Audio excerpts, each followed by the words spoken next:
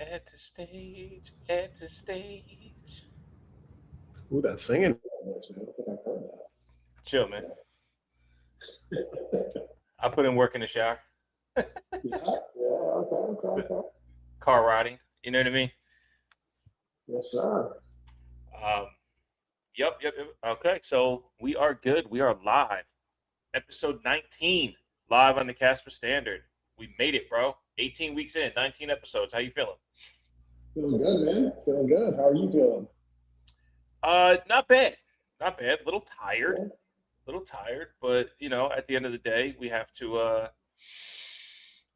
breathe some fresh air and get moving.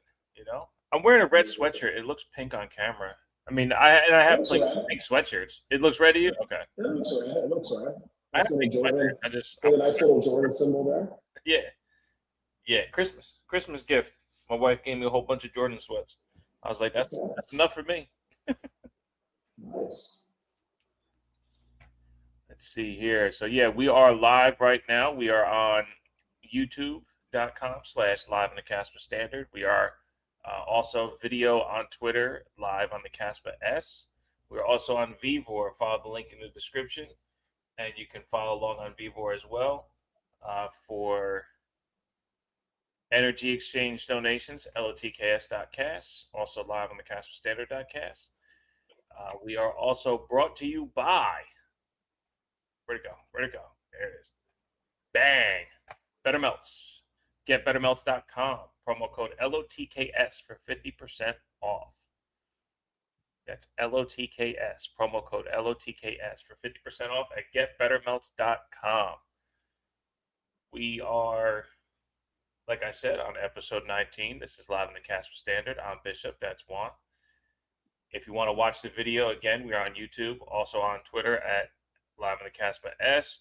YouTube is Live on the Kaspa Standard, and we're on Vivor because Vivor is Kaspa Standard. You know what I mean? Yes, it is. No doubt about that. All right. So, episode 19, 18 weeks in a row. How have you, my friend, lived on the Kaspa Standard over the last week? Yeah, man. You know what? I want to flip this. I want you to tell me how you have, and then I'll share because I noticed last week we got into my way of how I've been vibing on the Casper Standard, and I listened back and like we didn't really hear how Bishop's week went. We skipped through that. So let's make sure we. Yeah, I'm just gonna flip it this week. So I want to know how you did, and then if we get into it on my side, we'll get into it. I want to know how it was for you. That's fair. That's fair. I tell you, I was very low key because I was vibing in the fiat world. We as a society, right? We're trying to find a way to detach from the fiat world to be more sovereign, and you can only do that if you have enough fiat to enter into a world of sovereignty. So, again, as you guys know, my journey, it's been a while since I've had a fiat paying job. So, trying to build the real estate ventures and things like that. I have one property going through eviction. So this is now month 3 of the new year that I've not received rent for that property. So things are a little fiat squeezed. And that makes it a little bit difficult to be fully on the Casper standard. But I've done some minimal work. I did I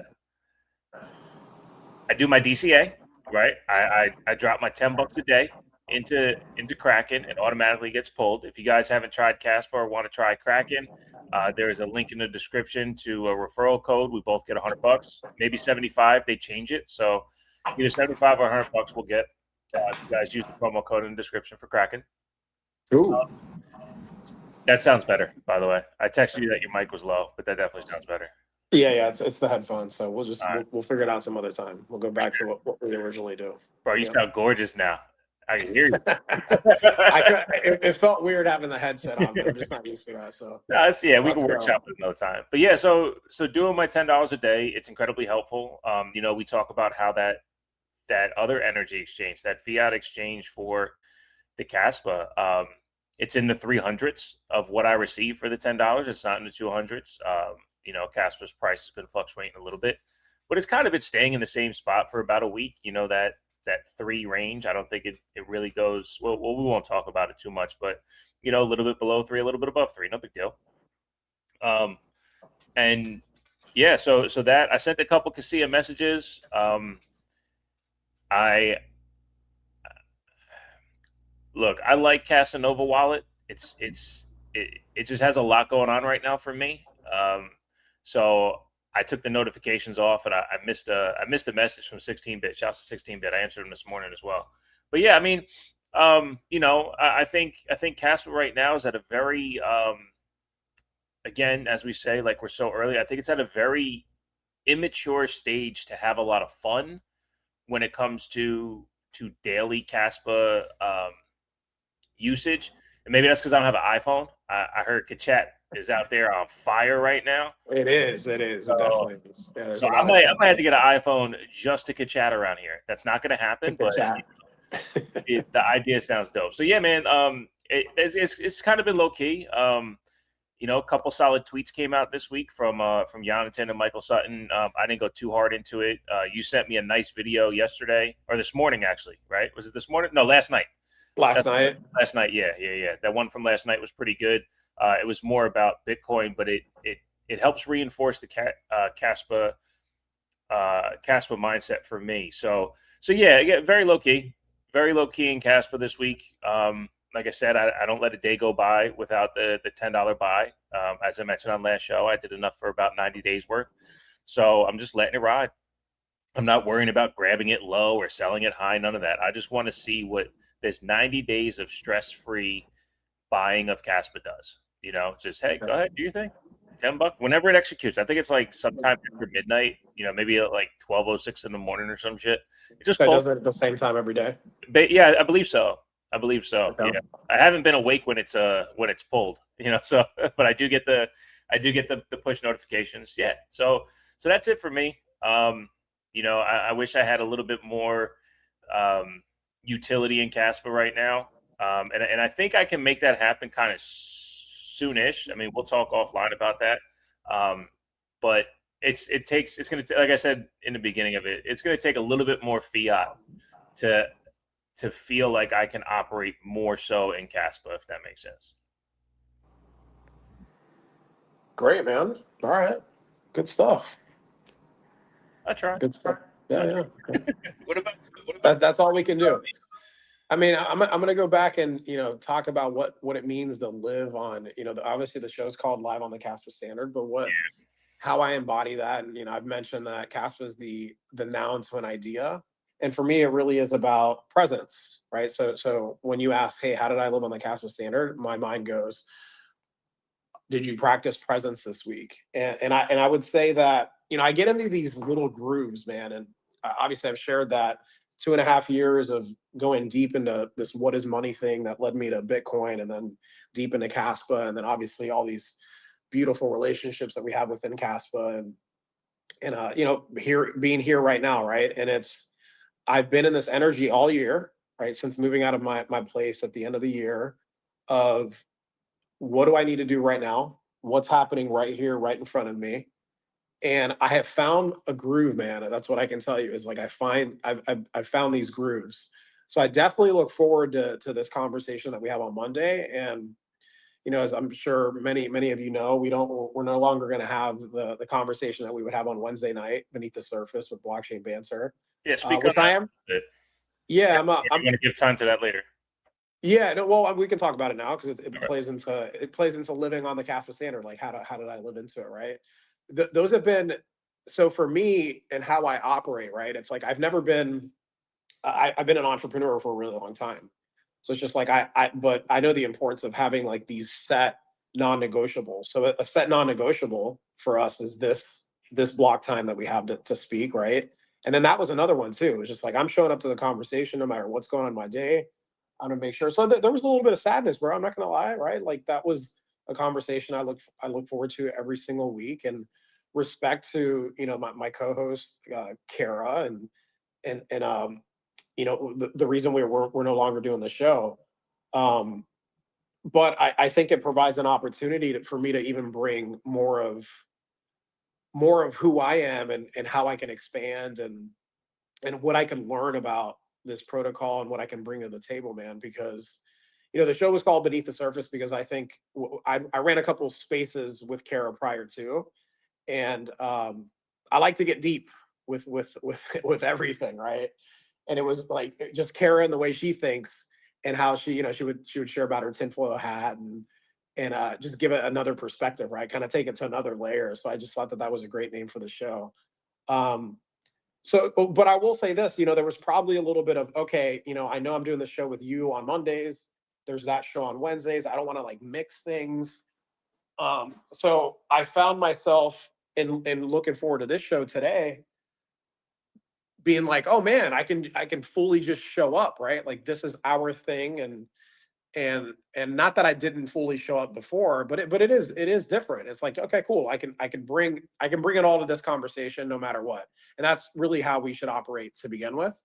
So you know, I see myself bringing an element of whatever it is that I brought to that show to this one, and making sure that we stay in the conversation. And you know what both shows definitely did is they we make sure that we talk about what's happening right now and what is, and then what could be, right? And I think that's a foundational thing between you and I and the relationship that you and I have developed. So like, yeah, we want to talk about all the exciting things happening within Kaspa, but we want to have real conversations here, man. We want to relate it to, you know, again, going back to our backgrounds, like I'm an entrepreneur, a marketing sales guy, like, you know, I think we do understand the tech a little bit better than we probably give ourselves credit for, right? We've had conversations about this, but at the same time, we want to relate it to like, okay, what can we bring to it now? What can we do now? So we have there's a vision in place for what this can be. We think it's different from anything else out there, right? We're not chart breaker downers, right? We're not going to sit there and look at the charts and talk about the price. We're gonna talk about the elements of life that this brings, right? How this allows us to vibe in life. And there's so many things relatable. It's like, you know, people talk about like with Bitcoin, their orange pill moment, or with Kaspa, the green pill moment. For me, it was just the truth seeking moments for me started with my foster fam, with Lucy. You know, I've shared about my foster mom and how she just completely shifted my mindset. I really think that that's what the Kaspa standard brings to the world, man. What it brings to people. It's like, okay, we operate in this way, and you see the way most people operate. They're on this hamster wheel. They're spinning their wheels. They're trying to figure out like where they're going. And the truth is, you know, I've mentioned this on the earlier shows when it was just you and I talking. Like, what's the purpose of life? Like, the purpose of life is to be alive, man. Just like to be here right now. And that leads into what I really focused on this week, bro. So what I really focused on this week was the concept of bringing forth the fourth dimension. So what that basically is, you think about, related to how athletes use this, right? It's like the thoughts of goals and what you want to accomplish and what you want to bring forth. You know, there's this feeling or this saying that all of that exists just in another realm.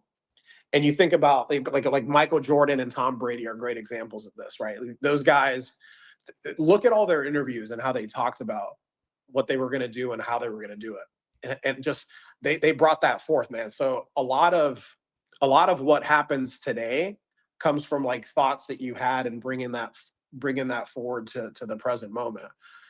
So I can relate to that working out for me in so many areas of my life really early on, and especially in my entrepreneur life, right? So being somebody who's built businesses and gone out and defied odds, like I have to be delusional, right? It's like I have to be delusional in what I think is possible. And let me tell you, Bishop, like, has everything manifested the way I dream of it? No, probably not even close, because I have some crazy dreams of what's possible. But let me tell you what, man, where I land, it's sweet. It still ends up working out in such a beautiful way. And that's where I find myself, man. It's just like, I've been in this energy of, okay, cool. I can see that happening. I can see bringing that forth, and what I need to do right here, right now. It's just like, I'm just flowing, bro. I'm flowing, and you know, things come up, and it's like, okay, what is this trying to show me? What is it? You know, how is this trying to serve me right now?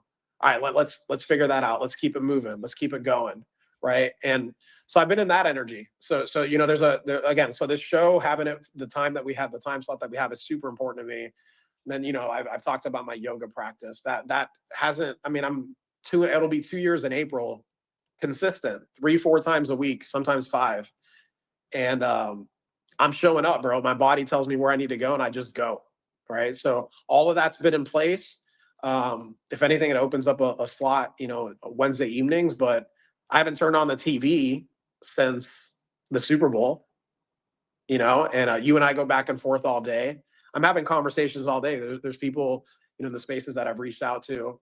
But it's just like my tank is full, man. My tank is full, and I'm making sure that I'm filling it up whenever it needs to be filled up. You know, I'm resting when I need to rest. And I just think this is a time to build. I've shared that quite a bit. So that's what I'm doing. And you know, for me, I labeled this time in my life a money making vacation. So I'll show up to these spaces here on Monday, but like my focus is on generating money. So I'm not, you know, I'm not on X as much during the rest of the week. I'll check in on messages from time to time. But dude, my focus is, and I've gone on these money making vacations before. So this one's a fun one. Yeah. So a lot of things coming at me, just showing up to the moment, bro, and beautiful things ahead. Beautiful things ahead, because there's a lot of things manifesting. And yeah, man, it's about going out there and attracting these opportunities and being on this money making vacation.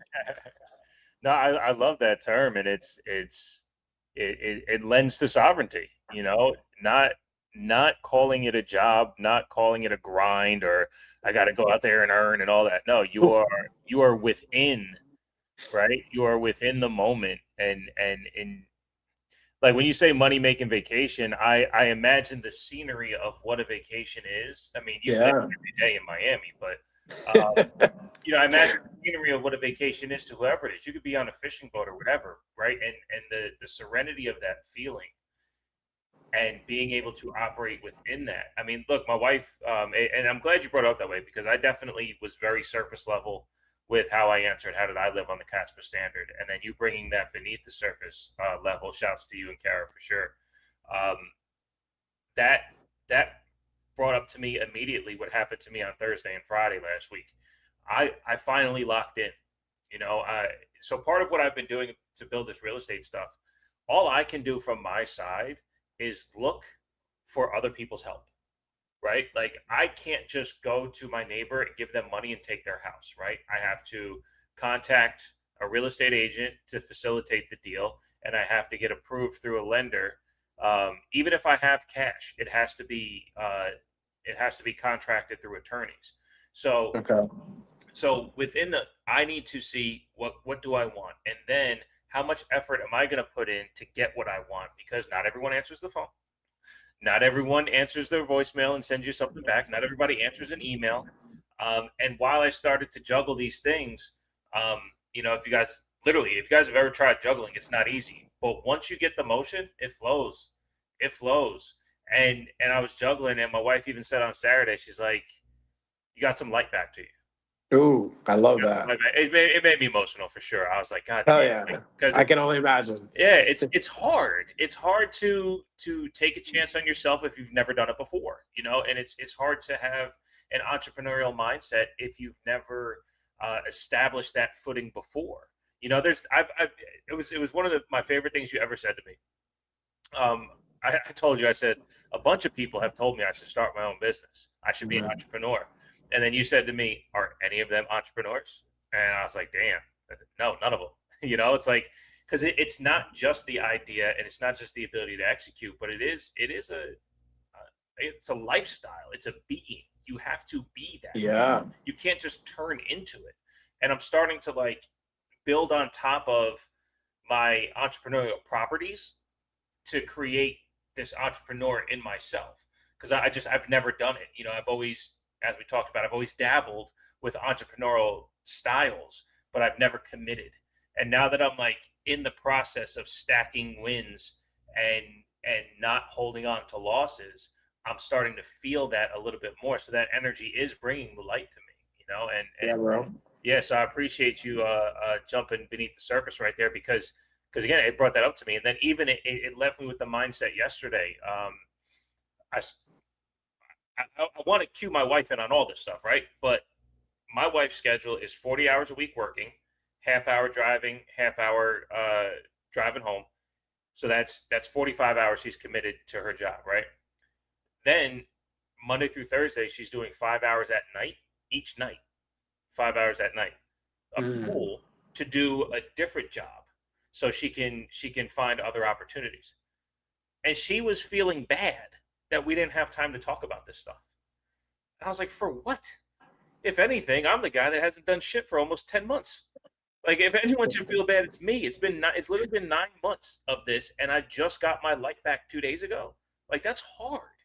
I have the weight of that, right? I'm trying to carry that and show up in person when I haven't been showing up, occupationally, if you will, So like, I was like, no, like, you need to understand that where you want to get to tomorrow. I wander real quick. I said, look, where you want to get to tomorrow, we're already there. Because when we do get there, it's going to look just like this. We are here now. No, financially, we're not there. No, situationally, we're not there. But prospectively, we're there. Because that's where we're going to go. We're not going to go. Yeah, there you go. We're just not. We're not choosing anything else. I've applied for jobs, and the same thing's happened in the last 9 months. I just got denied today. Right? It goes, status update. Thank you for your interest in our bakery manager position. I have a degree in baking, 20 years of baking and management experience combined. That's how they put it. At this time, we have decided to pursue other candidates. At this time, we need you to focus on what you should be doing in life, and we're going to reject you because you need to keep living in your mental sovereignty. Keep talking to Juan on a daily basis because you're finally in the energy of another entrepreneur who is an entrepreneur, and you're living out your true self. Oh, that's what they meant, by the way. That's what they meant. Yeah. Yeah. So I just needed to interpret it for you. Yeah. No, listen, bro, the way you're talking is so, I've seen this happen in my life where people fall by the wayside, man. And it's not to talk, it's not to talk bad about anybody that has ever vibed in my life, but it's like, there's a certain type of, you keep up, bro. I'm going to tell you, we go back and forth just about every day. When we're not, it's like you're in action, you're doing what you got to do. So yeah, like when I told you, I see that. I see it in just about anybody that could be an entrepreneur, but it's like, okay, are you around other people that are doing that? Like, are you willing to go through the peaks and the valleys? Because there is that, and you can't do this shit by yourself. So I've always had network. I've always had people that I can reach out to. I have, people that have been in my life 20 plus years, and it takes a certain type of practice to continue to bring yourself back to these moments, right? And I do believe that when you try to trust me, I've had little moments like this along the way, like, oh, should I go back and do the alarm thing that I know so well in that industry? And then like my soul and my spirit tells me, but you've evolved past this. Give me something else, Juan. And I listen to that. And then I make the phone call to do this, and then another door opens up here. And that is it's not what we're used to. Most people aren't used to being in, right? There is a level of comfort when you know you have this job, you clock in, and it's like, here's what I'm doing every single day. And I don't say that as if there's anything wrong with that, right? That's a certain way to be. But let me tell you, in this being an entrepreneur and navigating the world this way, like you said, it's not easy. But eventually, bro, you start to get things like speaking of operating in fourth dimension. What that is just like, I'm very cognizant of my words and my energy. So words like, I've talked to you about this. There's a word that I'm trying not to use at all. I'm going to try to not use it here. I'll spell it out though. But the word is CRYPTO, right? That has a negative connotation in this space. So not that I'm trying to, bring shit to that, the ecosystem and whatnot, because I know people use that word, but it's like there is a negative connotation behind that word. So it's like, how can I operate and uplift what this Kaspa is, like what the Kaspa standard is, and just bring people into this conversation to change the energy around the way people look at this. And it's like, people ask me like, oh, well, how do I onboard people? Like, I don't mention that word. I don't talk about it like that's what it is, right? Because it has this energy behind it. And these words have energy. So another word I don't say, I'll say it now, but like grinding and hustling. I don't want to live my life grinding and hustling. It does not sound fun, bro. Like, I want to be on a money-making vacation. That's what I want to be on. So that's the energy that I bring to what I do. And I'm trying to have fun with it, bro. I don't know if I have it here. Like, I was in the office the other day. I don't have it here, but I have like these big pencils and these big pens that I've been cracking up people in the office with. It's just like, I'll sit there and write with these big old pencils. And this morning when I went to go pick up my son, like his mother was like in a bad mood. And I was like, what do you need me to do today? And I had this big pencil and just like writing with the pencil. And she changed her energy, man. So I don't know. It's something that's worked for me for a long time. So that's what I try to bring to it, bro.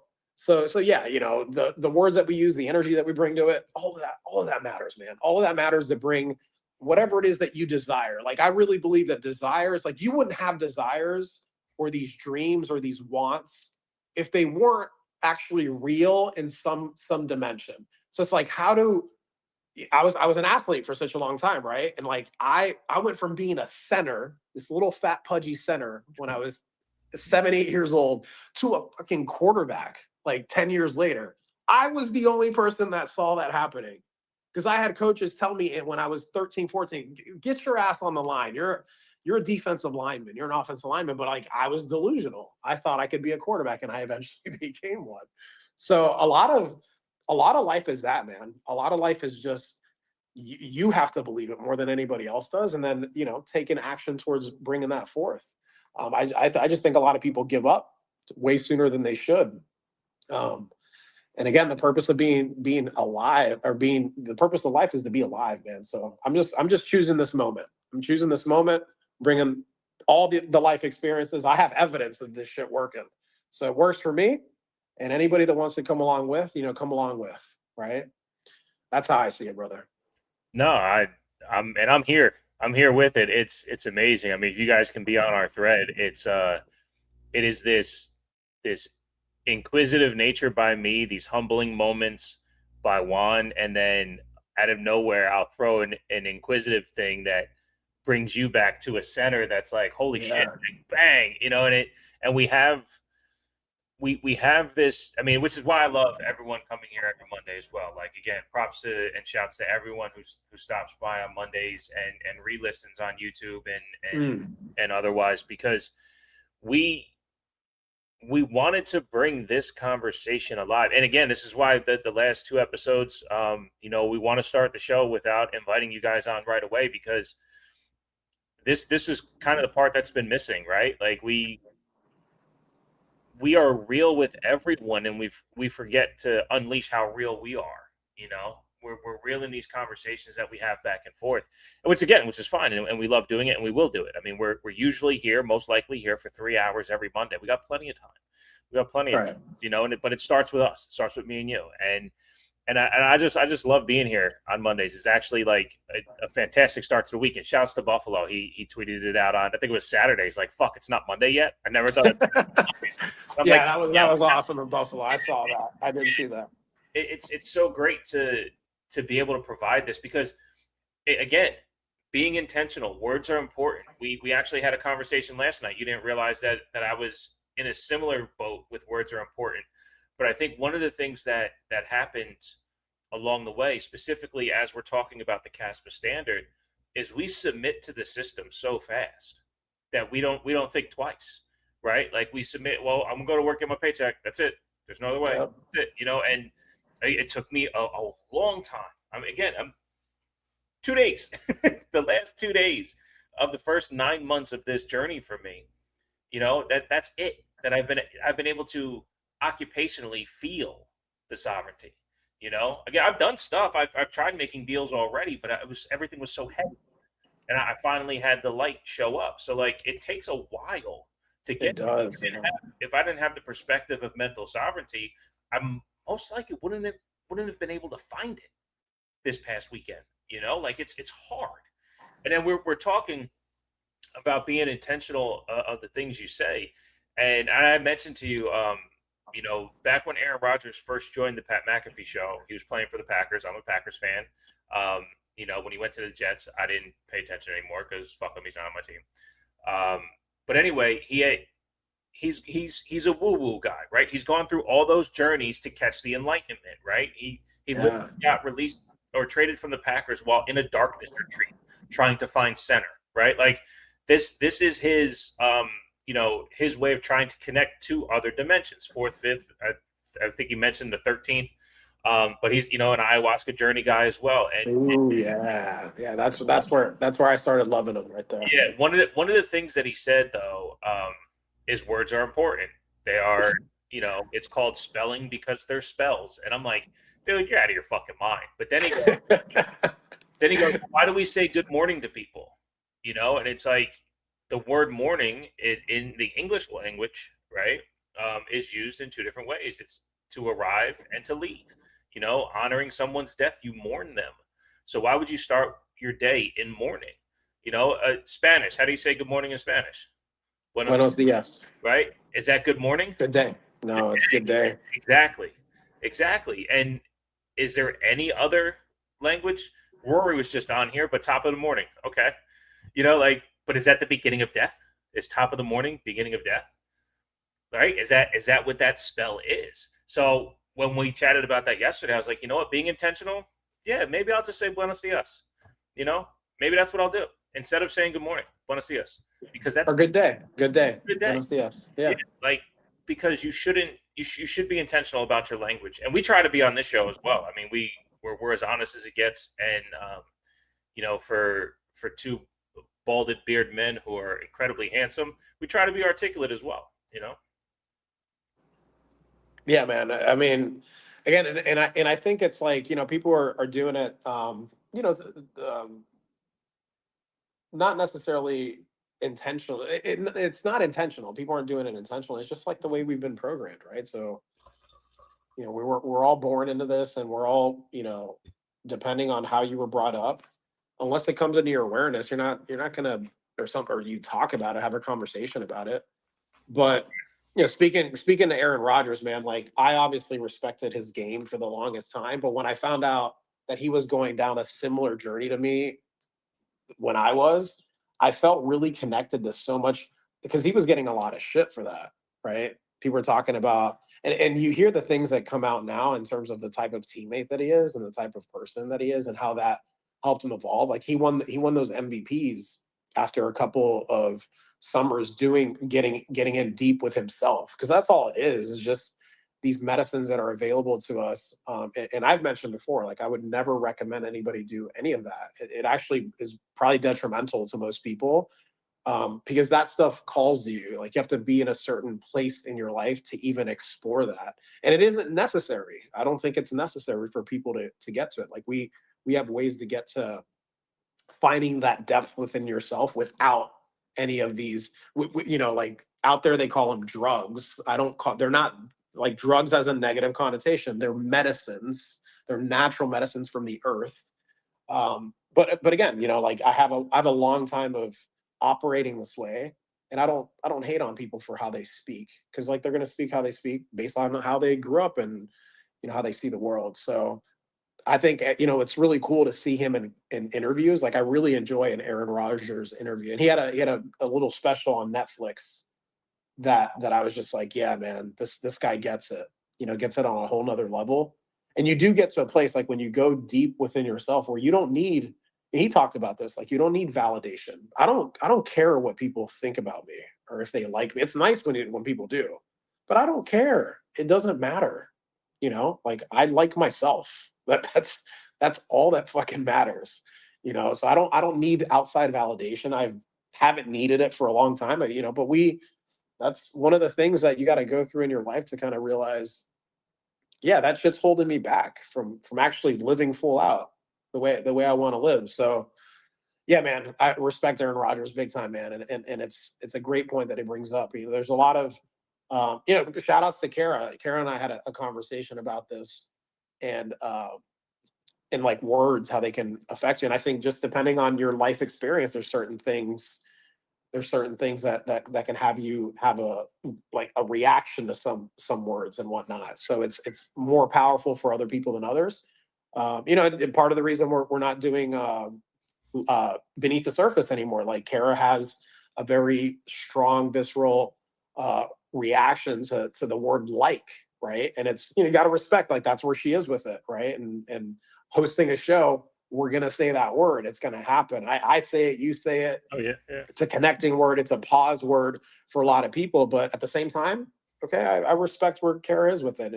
She's got to do what's best for her, right? And we'll carry the torch. We'll carry it along, and hopefully we get to see her from time to time in the community. She's up to a lot, right? Kara's always doing a bunch of stuff. So what she's doing and how she's going to contribute, and it's a beautiful thing, right? So And we'll people continue to support people like you and I, and I see Buffalo in here who use that word a lot, and it doesn't affect us as much. We'll keep having the conversations and trying to bring light to things, But yeah, man, words are powerful. They're powerful, and they literally can create a world for you too, And I think that's what you're getting to experience, living this entrepreneurial energy, man. Because what I see for Bishop and Familia, woo, buenos dias. Buenos dias. Yes, sir. Yeah. No, look, I think maybe it's just something we can all be cognizant about is, one of the things that you sent as well was a video kind of explaining this thing. And in that video, it said, one of the biggest lies that we were told as children is that sticks and stones may break my bones, but words will never hurt me. And I'm sure every single person listening in the chat or listening back has not only heard that, but experienced hurt from words. Yeah. Because words are fucking hurtful. And if somebody can manipulate your emotions with words, like it is, like words are incredibly hurtful. So being prepared to understand, what the intention of words are is where you can, again, gain that additional sovereignty. You can be more Kaspa standard, if you will, by maintaining that sovereignty. And again, like we said it before, the show could have very well been named "Living on the Sovereign Standard," or finding a standard of sovereignty or whatever. Like we could have named it anything else. Kaspa is the link that's brought us here, but if Kaspa changes to something else, then we'll be live on that standard, because Kaspa does represent sovereignty and peace and truth seeking. The second Kaspa lies to us, we're out of here. Fuck you. We don't do that. We're in this honest perspective, and part of what we're doing in the mental sovereignty is breaking away from the lies that we were told as well. I'm not a full-on conspiracy theorist, but I believe truth, and I stay right there. And once that truth is proven otherwise, okay, I move on. And I also don't put a big weight on the verdict either, right? Like I mentioned this last week. I was in a chat on a flat Earth video because I gave a comment, and then they gave a comment back, and then my last comment was just like, and I didn't even look back at their response. I'm like, let's say you're right. Let's say you're right. Okay, what next? So does the truth in flat or round actually matter? Yeah, now what? Now what? Right. Now what? Like I don't understand. People just want to be right sometimes, bro. Yeah. So like I wish I cared more about something that these people are passionate about, so I can have some commonality and we can, maybe have some other cool conversations. But I don't. So that's not going to happen, and that's okay. But like the fight for that particular truth, I'm not really understanding all that energy. Now, I tell you what, if you spend a little bit of time watching some videos in that community, there's some happy fucking people there as well. Like they feel like they hit the nail on the head, and they just like they're living this beautiful life because they believe they're correct, and like go for it. Yeah. And that's their truth seeking, right? But I'm not down for that battle. That doesn't matter to me. Yeah, to me, it's like if your belief makes you vibe in life a lot better and not be shitty to people, then I don't give a shit what you believe. I don't care. I don't care. So I don't battle people when they believe a certain thing. You know, Yeah. I'm just like, okay, cool. You know, I have a saying that I say to my barber all the time, like la vida no es tan seria. Life ain't that serious, brother. Right. It's not that serious. And to me, I know that my childhood was super heavy. And then I did all this work to really almost feel some of the trauma as if, okay, yeah, it happened. And now, like you said, now what? Right. I got to a point where it's like, all right, but I'm responsible. Not responsible like it's my fault for all these shitty things that happened, but it's like I choose on how this is gonna, how I'm gonna move forward. Like I'm not carrying that stuff to my future, or I'm not bringing it here. Like it stays back there. Thanks. Yeah. So and that's been a practice, bro. That like you said. I mean, I remember having this conversation with my foster mom too, when I would say shit, because you won't find me saying a lot of these things, bro. Like I don't say like, oh, that's fucking difficult or hard. I'm not saying I never say it, but when I catch myself believing that too much, I shift it. I'm like, okay, but how can I make this easier then? What are things that I can do to, navigate this a lot simpler? And I'm finding, my path in entrepreneurship over the past 2 months, I'm navigating through some things, right? And it's just like if I was attached to things looking a certain way, I wouldn't be bringing up the opportunities that I'm bringing up. And people get in their own way because they think things need to be a certain way. And when you do that, you miss out on experiencing Right. life at this whole other level that's available to every single soul on this planet, man. So, I mean, you see it every day. You see people just getting in their way, and that's why I don't turn on the news, and I'm very aware of what's happening, right? Like Sure. they're like let's bring light to that a little bit, right? Like it's shitty that some of these things are happening. What can you do about it? What can you do about it? Like, okay, it's one thing to talk about it, but like how can you bring light to whatever's around you, and at least get prepared for that, and have an understanding of like we're lucky that we're not in that area or having to experience what these people in other countries are experiencing. I was exposed to that when I was super young, bro, going back to Panama for the first time and being I was the army brat, and 7 years old. I remember going to visit my grandma and my cousins for the first time, being like, nobody has their own room. There's no air conditioning here. Yeah. Like, why? I'm lucky. So I've always come to very fortunate, but I've come from a place of my glass is always half full, man. I can sit here and talk about the bullshit, but talking about the bullshit never gets me anywhere. And I don't like how that shit feels. So I'm gonna make the choice to bring light to whatever. So it doesn't mean you don't acknowledge shitty things and you don't acknowledge when shitty things come up, but to stay in it, I think, is a choice. Oh, for sure. So that's what it is, bro. That's what it is. How do you? Okay, so something that gets a lot of us who are attached to ideas or concepts. How do you navigate a day if you, let's say, have to get a couple things done and your day's winding down and you're going to miss on getting something done? Whether like, let's say you got to, um, you know, you got to do, well, you're by yourself, so there's three of us, but no, you got to do like 6 loads of laundry, cook dinner, go grocery shopping, and wash the car, right? Yeah. How do you navigate that day specifically when the day's winding down and you didn't get to it? You didn't accomplish all the lists. Then I move this stuff to the next day, and I don't care, and I don't think about it. Yeah. So I came to this conclusion that this is something that I learned in my early 20s, running a business in an office and managing people, right? I remember I would have these long ass to-do lists, but the truth is you have 24 hours in a day. So what I learned back then is like there's always probably 2 to 3 really important things that you need to get done, right? And if they need to get done, those need to be addressed. So I go and do the most important things on a daily basis. I'll just give you an example with like how my day, like I can't start a day without my meditation. And if I have yoga scheduled, my yoga. Like my mornings are sacred. That's why we try to do this show at 11. But I'm not saying I don't go to my phone and check shit, because I do. But my energy and attention isn't there. It's like, am I taking care of myself so that I can bring the energy to whatever I have to bring it to in the afternoon, right? By the way, that doesn't always mean I show up great, because sometimes I don't. But I don't beat myself up. I still sleep because I'm like, all right, well, that's what I needed to do today.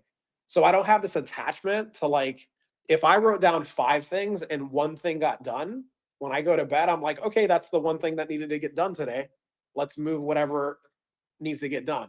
And bro, trust me, there's always a list. Yeah. Like Yeah. the list is never ending. So as long as you can, and here's the thing, we're still here. Life still goes on. So I don't have an attachment to to making sure that all these things need to happen. I do say one, 2, 3 things at the most that absolutely need to get done. I get those things done. And I'm always working on like the most important thing. So for example, in my money making vacation right now, it's like, okay, I have this scheduled. And I think I've gone back and forth a couple times with you. I'm like, I don't know about that. And I don't look at it. I'll look at it later. Right. So I'm not coming from a place of like, before I'd be like, why and I haven't thought this, but I'm just thinking this right now because we're having this conversation. I used to be like, why is he doing that? And I would like stay in that energy and like waste 30, 40 minutes. I don't do that. I'm like, oh, I don't know. And then I'll look at it later. But because I'm in this energy of presence and doing what I need to get done, I'm always right there, right? And that's been a practice. That it hasn't always been that way, but I've trained myself to just be doing whatever it is that I need to be doing.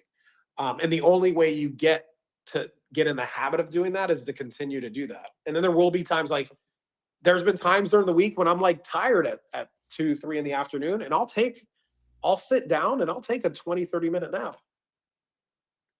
And I'll get recharged and I'll get going, you know? So I don't have it. I'm not attached, like it says on my profile, bro, attached to nothing, connected to everything. I don't attach myself to how shit's supposed to look like. I move it however I need to move. And whatever happens during that day is what needed to happen that day. And if it didn't, it needs to happen tomorrow. And if it doesn't happen tomorrow, it'll happen the day after that. Like, I'm always attacking whatever the most important thing is. That's all we can do. You can only be at one place at a time, you know? So yeah, that's how I navigate that. Oh, fair. Prioritizing the list of shit to do definitely can give you a leg up. And I think the biggest thing you put there was practicing or staying in, the frequency of presence. Because again, yeah, you're right. We've talked about this before offline. But anything that's not within presence is future tripping. You're worrying And what is or isn't going to happen next. No, what are you accomplishing right now? Yeah, and something I'll tell you too that happens because I oversimplify that, right? So like I don't when I was younger, I would make I make lists of like 10, 15 things. I make lists of like 3 to 5 things. And there's other things that probably need to happen. But what ends up happening is like, oh shit, something got taken care of or fell off that wasn't that important. So it's always just the most important things. And the more you can simplify that list, you realize some things just end up taking care of themselves. All right. So you end up giving worry and energy to too many things. You end up losing yourself in something that isn't really that important. So, in business and how I operate, it's like, what are the money making activities? That's where I am right now. Like, what is generating money? So if I need to make a phone call, like I don't think about it. I pick up the phone and I make that phone call. I send the text. I shoot the email over. I send the message. Like, there's no thinking. There's action. Like I'm in pure action. There's other times I have to be more introspective. Like look within, get myself realigned. So yeah, like the thinking brain right now isn't at like I'm thinking here during this conversation, right? But I'm in action mode. It's about that action. Hell yeah. I had a conversation with my dad today. I'm trying to help my brother who's been struggling quite a bit. And it's like, bro, you have my dad has a car there. And I'm like, my brother could drive Uber, And my dad was in his shit like, oh, I don't know. What if something happens? And dude, I had to get in, and it was uncomfortable. And at the end of it, it's like, man, I love you, son. I love your perspective. I need to be told that you're right. This could help him out. I'm like, all right, cool. I'm glad you saw it. But it's like, I don't, I met him where he was at, Yeah. Kind of brought some caressing and some love to it. And I'm like, but here's the bigger picture. He needs our help, and you can help him. You have a car there that you don't do anything. You're in bed by 5, 6 o'clock in the afternoon. Let the kid drive. He's not a kid, but I'm like, let the man drive Uber. We gotta get him going, So yeah, man. You didn't want to let him use your car? No. Well, I'm in Miami. They're in Fort Myers. I would if he was here. If he was here and I wasn't using it, but I'm using my car. No, bro. Like the energy I'm in. Like things get solved. We can't stay in this shit. So I that's who I am for my family. I'm the outside the box. Let's make shit happen. Let's be resourceful. I remember when I was in college, bro. This is in the early 2000s. Like I didn't have insurance or something for like my medical clearing. And I was like, what do I need to do? And the coach was like, oh, it might take a couple of days. I'm like, okay, what do we need? And I remember I made a couple phone calls and I had the paper faxed and I had the money sent that I needed to get sent. And like, I remember my coach stuck this in my head. He's like, you're the most resourceful 18-year-old I've ever met in my life. And yeah, I made that real, bro. Okay. So it's like I've been like that for a lot. That's how I am, bro. It's like I know I'm looking. Don't talk to me about the problem. What's the solution here? How can we find a solution to this problem? Like talking about the problem gets us nowhere. What's the solution? That's where I am right now. That's my energy right now, brother. Fuck yeah. Kaspa's the solution. Oh yeah, to a lot. To a lot of this, man. A lot of people don't see that and understand it yet. They will in due time. They will. They will. As much as I love it too, I still don't preach it, and it's because people just don't understand. But I do love when people put out there like I don't know, when they just brag about other stuff, and then VJ comes around and is like, well, that Kaspa does this faster, right? Or 16-bit, or I love it. It. It's because that's what needs to happen, because I know why I hold it, and I feel like it just, I don't know, like it gets more and more reinforced every day, where it's like you look at like what's happening with Bitcoin right now, where people are digging into the ties with Epstein and bringing back up the block size wars and all of that. And again, the second Kaspa lies to us and does the same thing, all right, I'm out. Like, that's fine. I'm out. But I was out on Bitcoin a long time ago because it didn't make sense, right? Like, it stopped making sense to me. And also, is actually something I haven't, I don't think I told you. So when it comes to video games, I'm a trophy guy, right? I want to earn the trophy. So what I like to do is I like to total out. When I saw that I couldn't buy one whole Bitcoin because it was too expensive, it already put a taste in my mouth. I was like, well, if I can't have one, I don't want one. Like, I'm never able to hold one. This shit's too expensive. I don't want it. There's a psychological thing to that, man. I mean, I think that's a real thing, a real concern, right? But one thing I thought that was cool about Kaspa is that it's divisible by Bitcoin to, what's it, 13667? 13667, yeah. So one Bitcoin's equal to 1367 Kaspa. Yeah. So for every 1367 Kaspa I hold in denomination, I actually hold one Bitcoin, right? When it comes to supply. But I think it might have been, Rory on a space that did this to me too, though. Because the bringing up of sats came up, right? So you take Bitcoin and you break it down into sats, and you basically now have, in small terms, because it's definitely a bigger, in very simple terms, you're now breaking $1 down to pennies, right? That's all you're doing. It's the same unit of currency, but now denominated differently. And I think someone had mentioned that, and I don't know if it was Rory or not, but mentioned like the market cap is the actual value of the token. Its gold currency is irrelevant. It's something to that effect, where like, because if you're going from Bitcoin to sats, there's now more sats than there are Kaspa tokens, right? So if you want to stack sats, why don't you just stack Kaspa? When you're talking about divisibility, right? So like the divisibility of the asset actually doesn't matter.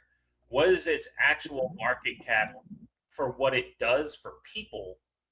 And while Kaspa's losing that race to a lot of technology, I was going to say the C word, as it's losing that race to a lot of technology, what hasn't changed again is the technology. Yeah. Right? And because that technology is so sound and all the properties it possesses, I think just we're in a great place with it. So at some point, the market cap will be where it is, and if it gets so fucking high, then people are going to use Sompies, right? And it said, look, Jonathan, thank you for creating it. Sompi's not the denomination. Call it something else. They were talking about that, like a whatever. Yeah. That's a top. I don't care what it's called. Well, because it's Sats for Satoshi and it's Sompies for Sompolinski. Sompolinski. Okay, yeah. All right. Well, okay. It is what it is. Yeah. It can grow on you. It can grow on me. I don't know. Here's the thing: I hold enough Kaspa that you don't have to think about the zombies. Yeah, I feel the same way. There is something to that, right? Because there's this narrative going around of, think about the way they a lot of people speak on that, and the people that are influencers, and I think what we do with Kaspa is a lot of us go deeper into the technology of this and how we actually can use it, right? One of the things we talk about is, okay, maybe there is an adoption and it's not being mass used right now, but none of this technology is. It's it was a $3 trillion market cap. It's like 2 trillion now, right? 2.5 trillion. We've had conversation on how of all the money in the world, there's almost a quadrillion worth of money in the world. It's nothing. So the opportunity for what this technology can do long term is still in discovery mode. Like we're still babies crawling and trying to figure out, okay, and we have people like Rory at the KII creating markets and bringing awareness to this, and there's still a gap. We had conversations on Beneath the Surface about this, about where he talks about, like, there's definitely a gap between what people see, and they probably don't feel the problem, or they don't feel the issues quite yet, but there is some sort of a feeling of, oh shit, but shit's coming, right? Like we're like, something's coming, and that's why these technologies like Bitcoin, like Kaspa, had to emerge. They have to emerge. So the end product and the end protocol and what this is solving for, it's still in discovery, man. Kaspa's a baby crawling, and there's 100 blocks coming, DAG Night coming, and yeah, it's exciting to think about the potential. It's also super important that we start talking about, like, yeah, but you don't just hodl. You don't just hold it and wish for it to go up. That doesn't work in life. Like, life will bring you to your knees. Like, buy it, hold it, and then educate and do something. Bring some value to the world in some way, shape, or form. Because you just holding it big, who gives a shit, right? Well, how does that benefit anybody? So that narrative is going to die. It is dying. It is. It is. Like, think about some of the things that they were talking about last summer during these debates. Like, they were literally, Bitcoin at the time was a $2 trillion market cap. And they were like, have fun staying poor and all this and that. And look at the performance of that. Well, Bitcoin's fucking down 55, 60%. Now what? I thought it was going to be 800K. Right. Okay, cool. Let's stop talking about the denomination and fiat dollars. Let's go beneath the surface with this, Bishop. Hell yeah. What does it do? How can I move it? Yep. How can I benefit from this? These are the conversations that are going to start happening. And, a lot of people are on the surface looking at the dollar denomination and where it is in price. And cool, you can do that. But when you're ready, just go back to the 18, 19 episodes and see what we've been talking about. We've been here. We'll be here. We're going to keep showing up. Because it doesn't matter how much Kaspa you have. We're talking about what this can do, what solve problems. Again, what's the solution, man? We're talking about the solutions here to problems. We're not focused on the This is a solution to a major problem that a lot of people still don't see. So that's what we want to have the conversations around, bro. And that's the thing. And what are we ready for? What are we open to? You know, what people are we going to meet, and where are they going to be at? And all of those things is so clouded that, again, I'm just going to sit back and keep buying $10 a day, because until people are honest with where they're even at, for instance, a lot of Bitcoin community now are they're getting wise to Lightning, right? And once they're completely honest, they'll find something else. And we're trying to force Kaspa on them, and they don't care. So fuck them. Find it when you find it. Yeah. There's no need to force anything on anybody, bro. Like, there isn't. It's just it isn't.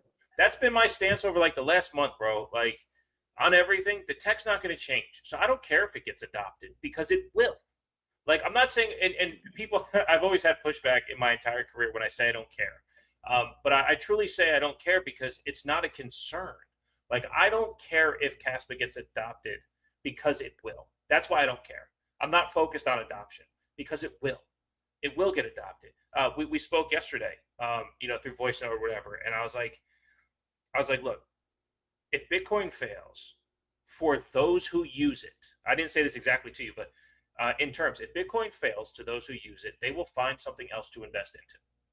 And along the way, that thing will work for what they're looking for. And then when it stops working for them, they will look for something else, and they will continue down that path. So I now understand the term Kaspa is endgame, because there's not many people who hopped into Kaspa and go, you know what, this isn't for me. And those who said this isn't for me, they're chart watchers looking for the price to go through the roof, like it's the next fucking, meme coin. It's a true technology, and the reason why the price doesn't fluctuate in the highest of highs and lowest of lows over 3-month spans, it's because there's truth here. There's people who get in at 9 cents begging for it to jump to 20, and then when it goes to 7, they're like, fuck it, I'm out. There's people who get into it at 4 cents begging for it to jump to 15, and when it doesn't, they get out with 3.5. So that when I said on this show, it might have been episode 3 or 4, some shit like that, I was like, oh, Kaspa's never going below 4 again. That's the last price prediction I put out there, because at that stage, everyone who said fuck this coin was already gone.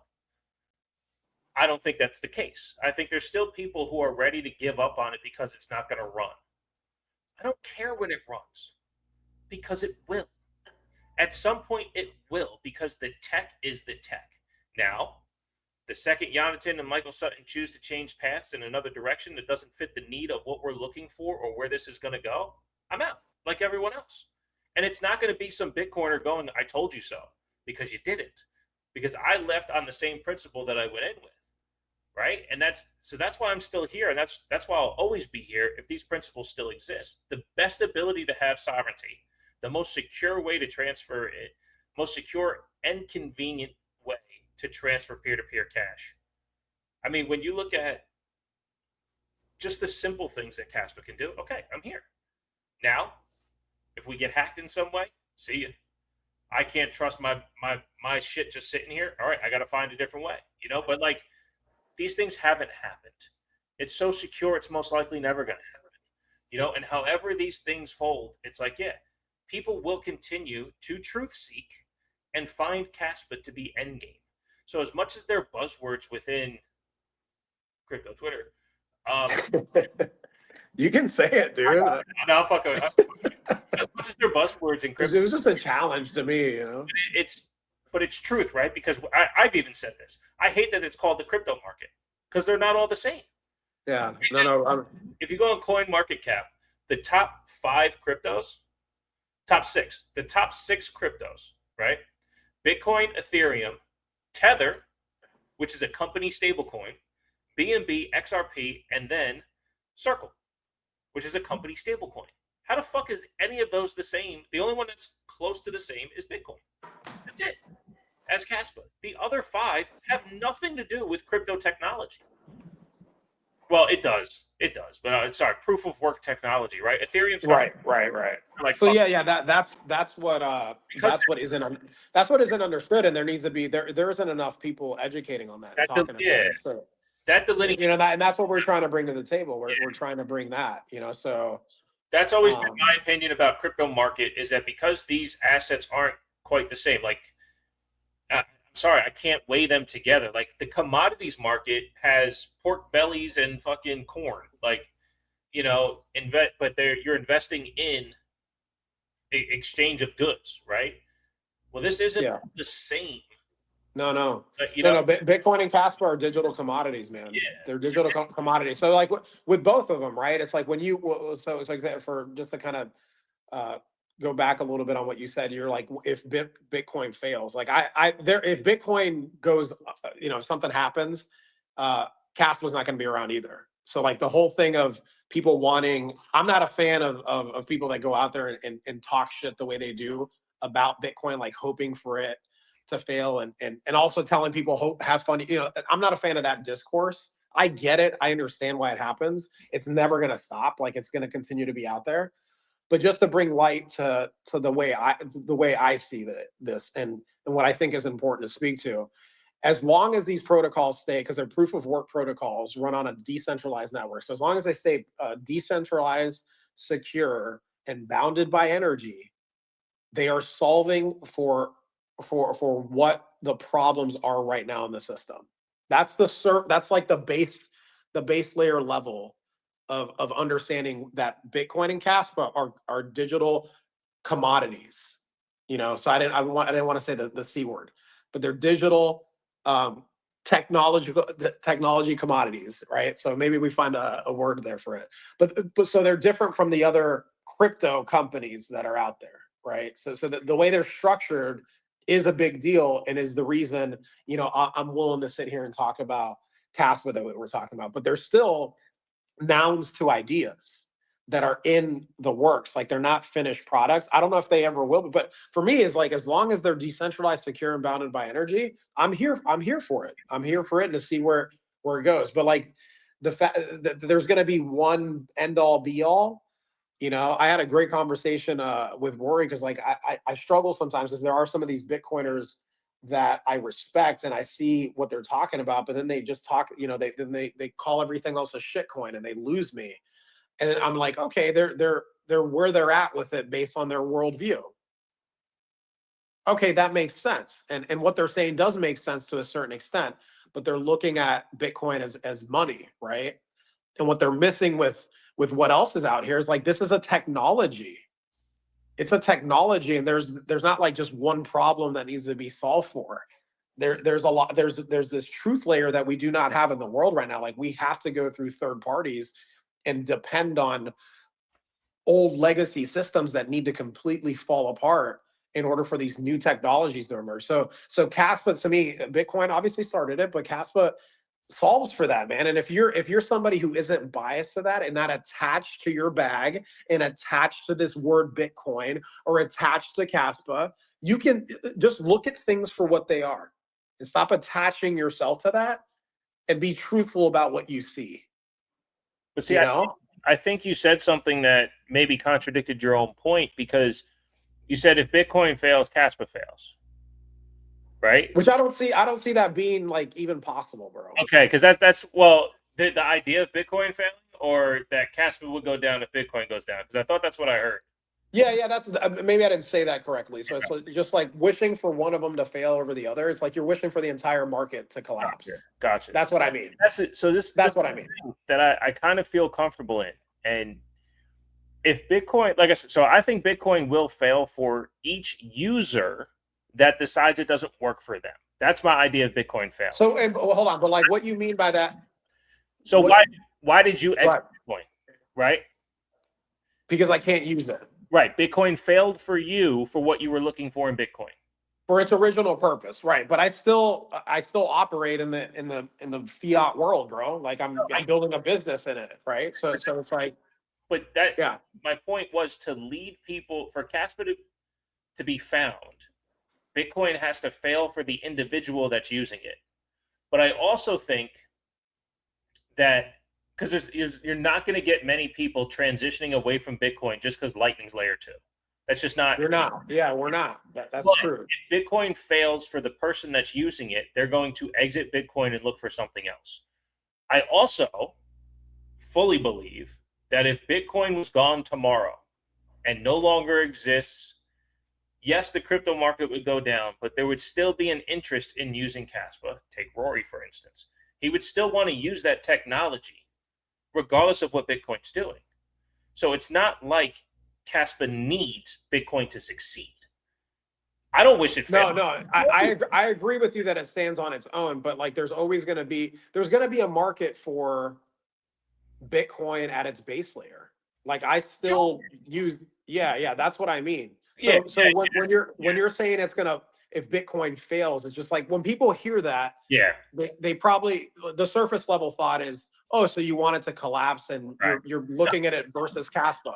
Yeah, it's so that I'm looking at it another layer deeper than that. It's like, okay, people are you've said this, right? Like Lightning works for Bitcoin. Yeah. It works for Bitcoin. And it actually isn't a bad thing for adoption on all of this, right? Because what's going to happen when there's going to be issues with this Lightning thing, and then that's going to cause people to ask the questions like we did. Like the only reason we're here is because I had questions about Bitcoin and nobody could answer them. And Kaspa answered them, right? So you actually have to, I actually had a conversation. I onboarded somebody like I do every single week on Friday. One of the guys at the yoga studio. I had a conversation, young guy, just finished school, 22 years old. He didn't know much about Bitcoin. And I told him this. I'm like, actually, you should probably study, ask the question, what is money? And then dive into Bitcoin. And then once you get that, you'll understand. And then I sent him, I put him on a Kaspa wallet, send him one Kaspa, so I really don't think you can get to Kaspa unless you really understand Bitcoin to a certain level. I don't think it can be the other way around, bro. For the most part, right? For the most part, I'm not saying there aren't people that don't get into Kaspa without Bitcoin, but if you understand, if you ask questions and continue to ask questions, it leads to Kaspa, in my humble opinion. What do you think about that? No, for sure. I mean, that's why I'm here as well. I mean, my first bias into getting Bitcoin, like I said, was like, I'm not gonna be able to buy a whole Bitcoin, so I don't want any of it.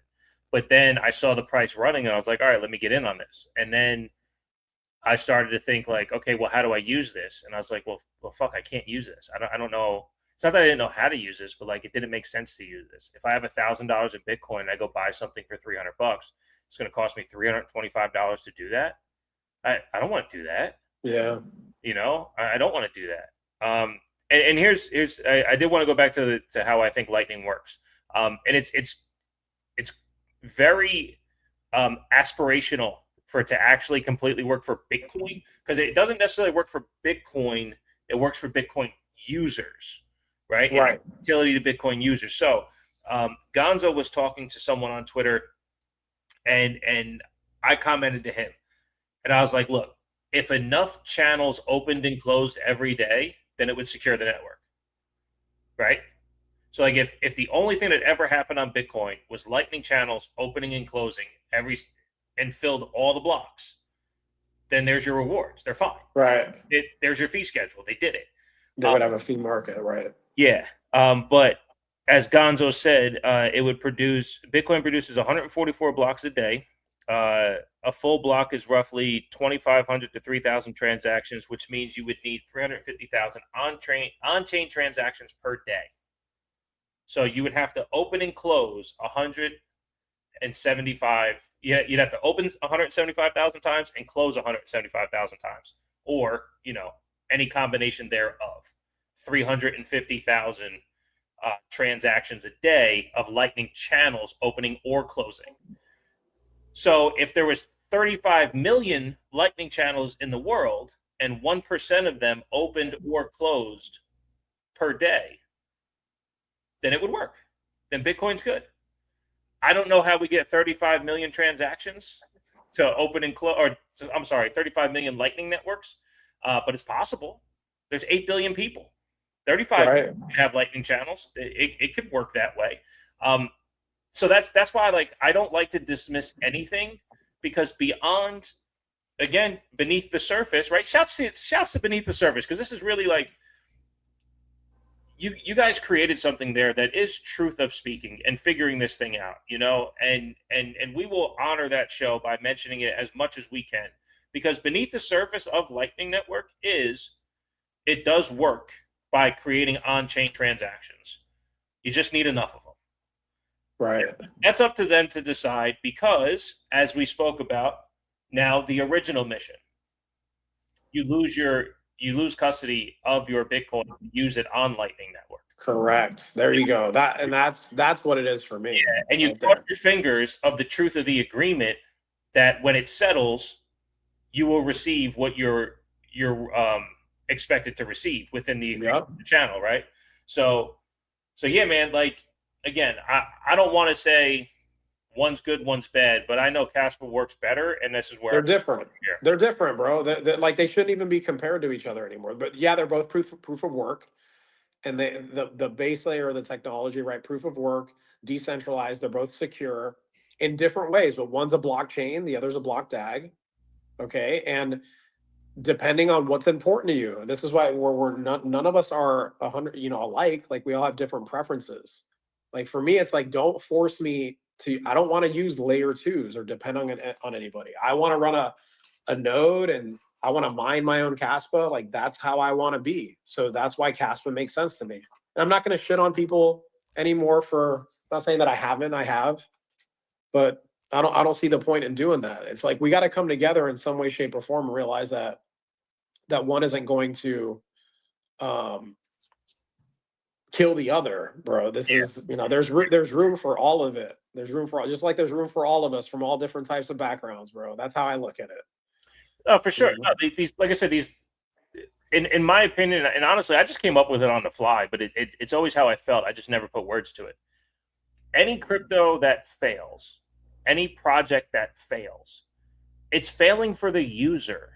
It's not failing at what was created, right? Ethereum is going to fail. It failed for the user at proof of work because it was too fucking expensive. They transitioned to proof of stake, and the user experience got better. It's weaker now, and they've had issues since, right? And what's his name just dumped a shit ton of it as well, So, and again, like Solana, it fails for the user when the network goes down.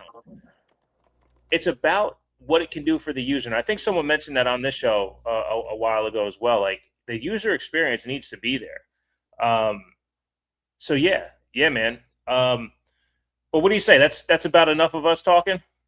Want to open? We've been going at it here, man. No, it's great. This is what the show's supposed to be. Yeah, for sure. All right, before we get anyone up on the stage, let's reintroduce the show, if you will. This is live on the Kaspa Standard. We're live on X Spaces at Glitchin888. We're also live on video, youtube.com/live on the Kaspa Standard. We're on Vivor, XYZ/channel/TWTX podcast. All those links are in the description. Live on the Kaspa video as well. Join the show. We are sponsored by Bettermelts. Get bettermelts.com. 50% off. Use promo code LOTKS. We also have some links in the description for Kraken. If you haven't held Kaspa before and you would like to, if you want to dabble in crypto, go for it. It's fun to kind of figure out how this stuff works. So use our links there. There's also a link for CashMap, and you can use promo code Juan or Bishop to join premium. It's like 6 CAS to do it, or maybe 100 CAS, because I think it's like $6 to do it. So it might be like 1,000 CAS or whatever it is. But like, it's worth the user experience and the donation to Seb for building it. He just had a great week. I was hoping to see him. He'll probably be on with the boys in the afternoon. But anyway, if you guys could make sure that when you're in here, comment and retweet the space so we can get more eyes on the show. Other than that, again, episode 19, live on the Kaspa Standard. That's Juan, Glitchin888. I'm Bishop at TWTX podcast. Follow us, follow the show. And what do you say we open up to some guests? Let's do it. All right. Just request to speak. Juan, I'm not going to have my hands on Twitter, like no thumbs up or anything like that. I'm looking at the video. I'm doing my thing over. Got you. Okay, no, I got it. Yeah, so, yeah. Prove everyone. If you got to mute people. But I'm focused on the video today. Got you. Okay, yeah. So we had Buffalo requests. We got Buffalo on the stage. We got Buffalo with his hands up. So go ahead, Buffalo. Welcome to the stage. Welcome to Monday, Buffalo. Hey, good morning, guys. How y'all doing? You're doing good, man. How are you? I'm doing good. I'm doing good. It's been a productive day so far. I've been enjoying the show. Yeah, sorry. Sometimes like when I request, it'll put me on and then it'll mute you guys for some reason. I won't be able to hear you. So if you guys like give me the mic and then I don't say anything, I'll just leave and come back on. And hopefully it refreshes. All good. So that's what happened. But yeah, no, I got a lot to speak to. I liked where the conversation was going this morning about how our words are extremely powerful. I mean, we have the science of how we speak to ourselves and how that can improve our lives. So imagine, how we operate in the world. And if we're staying positive and we're keeping the good energy, then that's only going to improve it's only going to improve our lives. I mean, and I know Juan's experienced this. I've experienced it. Everybody who I talk to, or if they have a lot of negative speech, and I'll bring it up and I'll be like, hey, maybe look at it this way or whatever, and kind of break it down, give this theory or at least this theory in practice. Um, it's improved, right? It's improved people's lives and how they view things. I mean, this is just science at this point. But yeah, we create our own reality with our words. So I liked how you guys are bringing that up. Yeah, words are technology, man. Our speech is a technology, and it's like I speak two languages fluently, and I see the difference. Anybody that speaks a couple different languages, it's just like I feel like I can speak English and articulate it, but I dream in both languages, and it's interesting how some words carry weight in one language over the other. And speaking of what Bishop was talking about with like just the good morning, right? The root of the word morning, and that's in the spelling too of that word. But yeah, man, words are powerful. They're a technology, and I think when you become aware of that, it can really create this really whatever you want. Yeah. You probably can't turn into like a bird and fly. Yeah. That's fair. Well, actually, now that you bring that up, so I mean, at least if we're gonna bring it to the Bible, when God made humanity, whether everybody can believe whatever they want to, but at least biblically, um, God spoke man and creation into existence, which I always thought was kind of cool. So, but yeah, kind of just lends to the whole idea of, and if you do subscribe to the Bible, that What's that? if we are image bearers of God and he speaks things into existence, why wouldn't we be doing the same thing, right? No, absolutely. There's a lot of truth in a lot of religions, and I think that's where my subscription goes, right? And I find it to be what you just said is an absolute truth of statement, right? There's so many religions that practice that. You know, the power of intention. And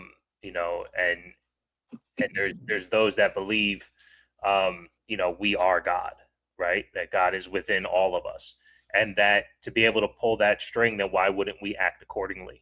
Juan, you explain it as guidance, order, and direction, right? Right, and it is within, yeah, yeah. So that's the way, yeah. Like I said, Yeah, I respect everybody and where they come from and how they view it, and Buffalo, how he speaks on it. for That's sure. one of the beautiful things in this country. You can speak about free speech, right? We're supposed to be able to say whatever we think, just or whatever we feel, and it's real to you. That's one of the things that at my core. So for me, it is, yeah. God's from within. God's from within, And I and think I haven't.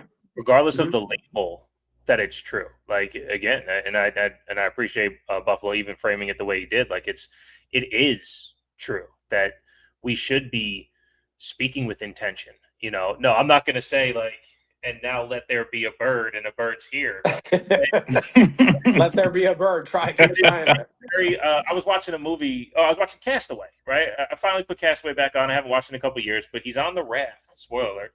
He's on the raft, and a whale pops up and blinks its eye at him. Anytime I see an eyeball on any animal, I just go, yeah, we really are all created from the same shit. Like Yeah. like an eyeball's so fucking complex, right? But like Yep. Buffalo says a bird, and I'm like, Well, yeah, birds, 2 eyes, vertebrae. You know, their hands just happen to be wings, and their feet look differently, but it's all the fucking same, and that's so fucking weird, but it's so true. And it's like that connection. You know, it's again, same thing happens to all of us too, right? There's a spark in us now, and that bird runs into a window. There's no more spark. You know where Bishop is, just to share. You remind me of the story of an Aya experience that I had. One of the first couple ones that I had, where I was somebody who did not believe in anything outside of myself. 7 years ago, I was an atheist, right? And when I went to do Aya the first time over that first weekend, I literally felt like I felt at my core that the medicine was showing me how connected I was to everything. And I turned into all these different animals. So like I was a snake. I remember being a snake and like going around a tree, and then eventually turned into like this gorilla, and I was pounding my chest and I was like this gorilla. And I jumped, and then I turned into this fish. So you speaking on how like we're literally all made from the same thing, that, and again, I don't give a shit if you believe in that or not. I live that. So you can't tell me it's not real. Like it was real for me, and that's all I needed to see to not question that anymore. It's like after that, I was like, okay, there's a higher power, something way bigger than me. And that's all I needed to know. And thank you for showing me that, you know? So it was beautiful, right? Right. So it's like now I used to be that guy that would be dry. And I live in a city, but where I am in the city too, you can look outside Miami, you see there's trees everywhere. But I used to be that guy like that didn't even notice nature, man. Like didn't appreciate it. It's completely different now, right? Going down this path that I've been down. So yeah, man, I think we're all connected. We don't realize it or know it, but as soon as you can get to that, life gets way more beautiful, man. In my opinion. Oh, I would 100% agree. Like I mean, I've always been a person who believed that we didn't just pop into existence for no reason, because logically and scientifically, something cannot come from nothing. So like, and people are just like, oh well, why do you believe that there's a force? And I was like, well, have you ever seen a chair make itself? And they're like, what? And I was like, nothing can come out of, like, something cannot come out of nothing. And we can see this for thousands of years. Like that's not how the universe works. So whatever you subscribe to, I mean, at least that's just me. But just to shift this, you guys spoke on something that I kind of wanted to hit real quick. And I'm going to talk about the Kaspa protocol here. And if Kaspa, let's say Kaspa hits 10 cents and it never goes up and it never goes down, just that, we have solved a big problem. So I feel like having an asset, having a money that can't be manipulated, or let's say it can't be controlled, because we have that decentralization, we have that proof of work, we have that energy, that in itself solves a huge problem of inflating our money and taking away our energy, right? So, and just with Kaspa, it's a deflationary asset, which is even more than I could ask for, right? It's even more than I could ask for, because we lose so much of our money. I mean, or so much of our energy. I mean, just since 2020, we've lost 25% of our purchasing power in the history of the dollar, which is insane in 5 years, by the way. That's crazy. So just this thing, if it doesn't, let's say it doesn't take off, whatever, we're still holding something that, and we know that it will, like, that's not even a question. But even if it were just that, like, good, we would be doing, that's great news, right? Not even talking about all the use cases, not even talking about it being a global sequencing network, like not even talking about any of that, right? It's still amazing. So now we're going to throw on top that it's deflationary. Now our energy is not only saved, but it is increased over time. So you get to keep the energy of your youth is wild. So I just wanted to speak to that just for a minute, because even if Kaspa quote unquote fails, it's still winning. So I have I guess I need just a bit more clarity, because if it stays at 10, but Bitcoin keeps rising, then it would actually be inflationary. Like it would lose value, right? Well, And no, if it stays at 10, then it only lost volatility. It may still be subject to inflation because you might not be able to. So if it stays at 10 cents, but the price of bread goes up by $1, then it's now inflationary because it doesn't hold value along with the the system in which we're living in. So I'm kind of confused. Because what I heard is more or less losing volatility, not necessarily becoming deflationary. you are correct. You are correct. I'm talking about the value of the dollar, right? So is the value of the dollar lose its energy? Does it lose its value by producing more of the dollar, or does it lose value by the price of everything going up? That's the question. Okay, so it is both. It's more so the printing than the cost of everything going up. But if we don't print more Kaspa, which we won't, and the price never goes up, then what happens when the price of bread goes up? Then You're right. You're right. Kaspa should go up as well. Yeah. It would have to step in line. Yeah, because you're measuring, you're like, the price of bread isn't being priced in Kaspa, it's being priced in the dollar. That's the way you're Right. looking at it, right? But like to Buffalo's point, Kaspa can't stay at 10 cents. It's backed by energy, and energy isn't stagnant. Yeah, it won't. Right. It's not possible. It's not possible, right? So but I think what you're speaking to is the whole concept of one Kaspa equals one Kaspa. Yeah. Right. And then that lends to the opportunity or the chance for people to recognize that, and then to start pricing. This is the whole Bitcoin, like everything what is it? Hyper Bitcoinization. So hyper Kaspa is in that type of world, everything is deflationary. I personally don't see that happening anytime soon. Like, we're going to have to live in a hybrid type of world. But I do see the prices of things just, inflation's here. It's here to stay. The debt's going to continue to pile up. With the debt's insolvent. So having a deflationary asset like a Kaspa, like Bitcoin on the base layer, is protection against that. It's going to experience these crazy volatilities. I do think when Covenants comes out and there's the ability to have what I perceive, this isn't a term that I've heard out there, what I perceive as to have like these live cold tokens that aren't necessarily going to be denominated in the dollar. This was a question I brought up to Juan the other day in a voice note. It just hit me out of nowhere. And I said, what would the value of Kaspa be if every single coin was in cold storage? If there was no ability for an exchange to list it against the dollar, what would the value of Kaspa be if everything was in cold storage? And he goes, well, one Kaspa will be one Kaspa. And then the free market would decide what you can get with one Kaspa. And then we would be able to develop what one Kaspa is worth. And I think when Covenants comes around, we're going to be able to do that as well, because we will have the ability to kind of, I know lock and freeze is the wrong term here, stake, all that, like those are the wrong terms here, but we're going to be able to compartmentalize our tokens into these agreements where it's not custodied by anyone but us.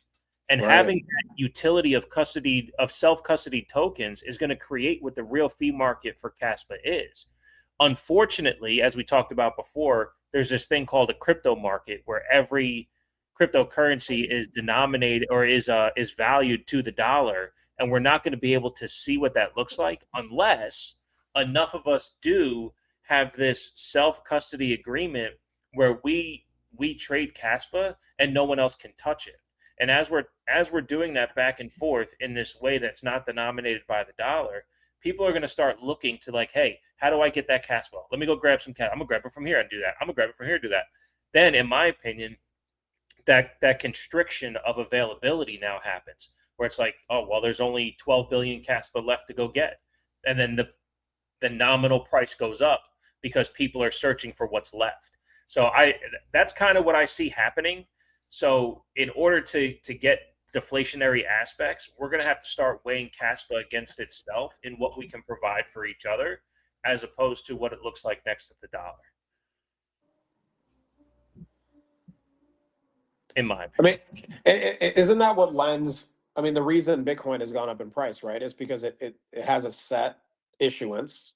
We know how much is in existence. And this is the reason for gold as well, right? The reason it's gone up in dollar denominated price is because of the supply that's available, right? And because you can put it, because it is on exchanges. So that's what gives it its dollar amount.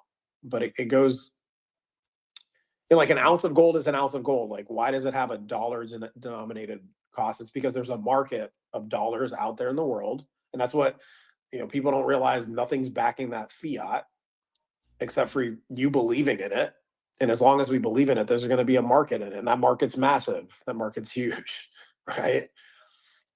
So I just, I think we're a long ways away from eliminating, because initially what I thought with all this was like, oh my God, here's the saving grace for all of us. If people just understood, nothing backs our dollar. There's nothing backing this. It's the issue of, like, I went, you know that site called WTF happened 1971? Yeah. You been on there? Yeah. Yeah. It's like I went deep in that, bro, and taking a look at just all the issues in our food and just life in general, man. Like, so many fucking things went south once we depegged the dollar from gold. So much of our fucking problems. Hyperinflation in the late 70s. Before then, like I've talked about this. I have one child, man. I wish I had 10. Yep. Like, I'm a good dad. I'd love to be a dad to a bunch of kids, But, unfortunately nowadays, and this goes back to just our money being inflated away. We need both parents to go to work, and just, look at the rate. There's a chart out there that I saw that it's only like 12% of people over the age of 30 own a home and are married. Yep. Like, that's sad. I'm divorced, bro. Like, Yep. So that shit hits home, and the more and more I researched on it, the more I was just like, oh damn, it all makes sense now. Everything's here. It was just like doing ayahuasca all over again. It's honestly, it's part of what frustrates me, because America is a very proud nation of what it provides and where it stands in the world. But again, what you just mentioned is a fallibility of what America enables. It forces its citizens to surrender to the infrastructure created if you don't pull yourself up by your bootstraps. Well, how many of those 12%ers, right, are those the only ones that bootstrapped it and were able to? Yeah, this whole that's why the whole I mentioned earlier the words grind and hustle and just work harder. Like, there's only 24 hours in a day, bro. We only have so much energy on a day. Like, I take care of myself. I get tired and I have to rest. I mean, these people that you have to take supplements and other shit to get going, and that's why people do that. The bad shit. And it's just like this isn't going to sustain itself. It's just like, that's why with me, I'm just surprised that we keep it going, but I guess we find a way. So there is this American spirit, which, I'm American. Like, I was born, my father served the U.S. military. I was born in Panama, but on American soil. I was born an American citizen. And I shared earlier, I got to see at 7, 8 years old, like, how I won the life lottery, having my own room and air conditioning. And that hit me so hard. And then going to visit my family and realizing, oh, they don't have the same opportunity that I have. So there is something to that. Right. But then at the same time, like, are we being real? What's that? What did they have in here? Yeah. Well, that's, I mean, looking at things now is just, because what I did remember about that too is like, okay, yeah, I had my own room. I had this stuff. I had these things that I thought were cool. But tell you what, bro, Bishop, like, my family doesn't have much, but come over. There's chickens in the back. They'll cut the chicken's head off. They'll feed you food, and there'll be a party. There'll be music on and dancing, and you will feel an energy that's beautiful. So that brings light to, like, what is actually important. You know, I think when we're young and the American dream is like, okay, go out there, get this, own the home, have the car, have all this shit. You realize later, I've gotten there, right? It's like I've gotten to experience life at a pretty high level, but it's like that's not where life really is for me, you know? We from so 15 years ago this month, I bought my first house. I was making $13 an hour, and it cost 98,000. That house right now is worth 240,000, and for someone to buy it, they have to make close to $30 an hour. 15 years. Yeah. 15 years. There was a moment where my wife and I, we grinded for this, and I wish we didn't, but I'm glad we did.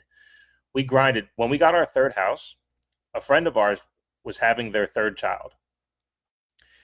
And we were like, no, we're good. Like, this is where we want to be. And she's like, yeah, we're good. This is where we want to be. And about 2 years ago, my wife and I were like, fuck, one house and 3 kids would seem pretty easy right now, as opposed to 3 houses and 1 kid. And, you know, because it's like, what responsibilities do you want to bear? And how do you want to tell your life? Now, if we had 3 kids in one house, we wouldn't be living in the neighborhood we're living in now. We'd have to live a little bit closer to the lower end of middle class, you know, and we wouldn't have been able to push to have our son in a better school district than where he would have been going, you know, and afford him different, different access to things. And that was a choice, and we're glad we did it. But when we look back on it, it's like, man, it'd be pretty cool to have a bigger family, huh? Well, maybe if we sell a house, we can have a kid. Like, isn't that crazy? Yeah, but that's how people have had to think, man. Like, think about, we realize this like at our age now, but I remember going through it and working and doing what I had to do. I was just doing what I thought I had to do. I was grinding, I was hustling. I did that for a long time, man. And then when I got some time to like breathe, I'm like, oh shit, I got enough. For me, it was I had enough cash in a checking account, right? And I had some Bitcoin, and I'm like, I'm tired, man. I'm tired. Do I have to keep doing this? All right, let me sit back and ask some questions here. And when I did that, that gave me energy. Gave me energy understanding shit, you know? And that's what led me down this path, bro. But it's, you know, I'm a realist, but I'm an optimist at the same time, man. Yeah. It's like I want to be part of the solution. So you and I have kids. Like, that's a big part of why I'm doing this and why I'm talking and why I want to breathe light into it and, you know, have some fun with this and laugh where I can laugh. Cause I don't want to be doomsday type of person talking about all this shit that I can't control, right? You can control what you can control. And Oh, for sure. at the end of the day, it is about like trying to live our best life, bro. That's what it is, you know? So, and I can't appreciate this community enough, because it's helped me, again, not just with you and the mental sovereignty, but understanding what sovereign aspects actually look like. You know, again, Buffalo has shared his aspirations of building a family and having a whole litter of kids. And, you know, I don't, not to project anything, just in my particular lane in life, that I don't think that can happen without having some type of sovereignty from the system. You know, like it's hard. Like how difficult things are. So finding that sovereignty from the system, you're able to create something. And look, there's people that hit it big and still can't find the time for family. And to be fair, a shit ton of people with nothing and have a big family. So it's really hard. Bro, speaking of what you just said though, like I was in this hamster wheel, right? Doing all this work because, you know, I've done plant medicine and all that. And this was just a couple of years ago, and I have one child. I got divorced in 2019. But I was in a place just 3-4 years ago where I'm like, okay, this is my life. I'm only gonna have one kid, and I didn't even think about it. I was just accepting it. But now that I've found this sovereignty, like I am open to family. I'm 40. I'll be 45 this year. I'm like, no, I'm in the best shape of my life. Like at 45. I turned into a yogi over the past 2 years. Right. I take care of myself. Like I can see myself. Isn't it? Who's the actor? Clint Eastwood. Didn't he have like 6 or 7 kids after he turned 65 or some shit like that? Al Pacino for sure. I know. Yeah. So there's people out there doing it, right? But anyways, for me, studying all this stuff and learning everything that I've learned, and again, being very hopeful about the future, knowing what I know now, and knowing I have an option, an opt out of that system. I'm like, but no, dude, I would, in the right circumstance, the right situation, I'll pop out some kids with the right person, like and you couldn't get me to say that a couple years ago when I was like doing everything that I was doing, making fiat the way I was making. So yeah, man, I'm approaching this whole entrepreneur venture this time completely differently, brother. And it's fun. It's fun, man. It's not easy. It's not, and I'll be real about that. It's not easy, but it's like I can only show up to this moment, man. Show up to this moment the best that I can and build from within, bring it. That's it.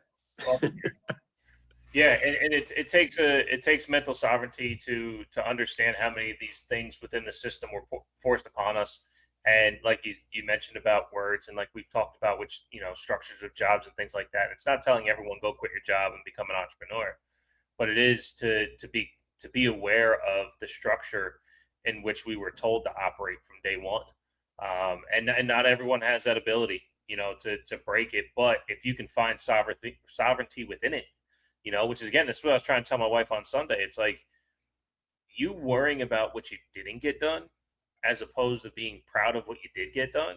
You're allowing your thought to control you. You're allowing the expectation of life to control you.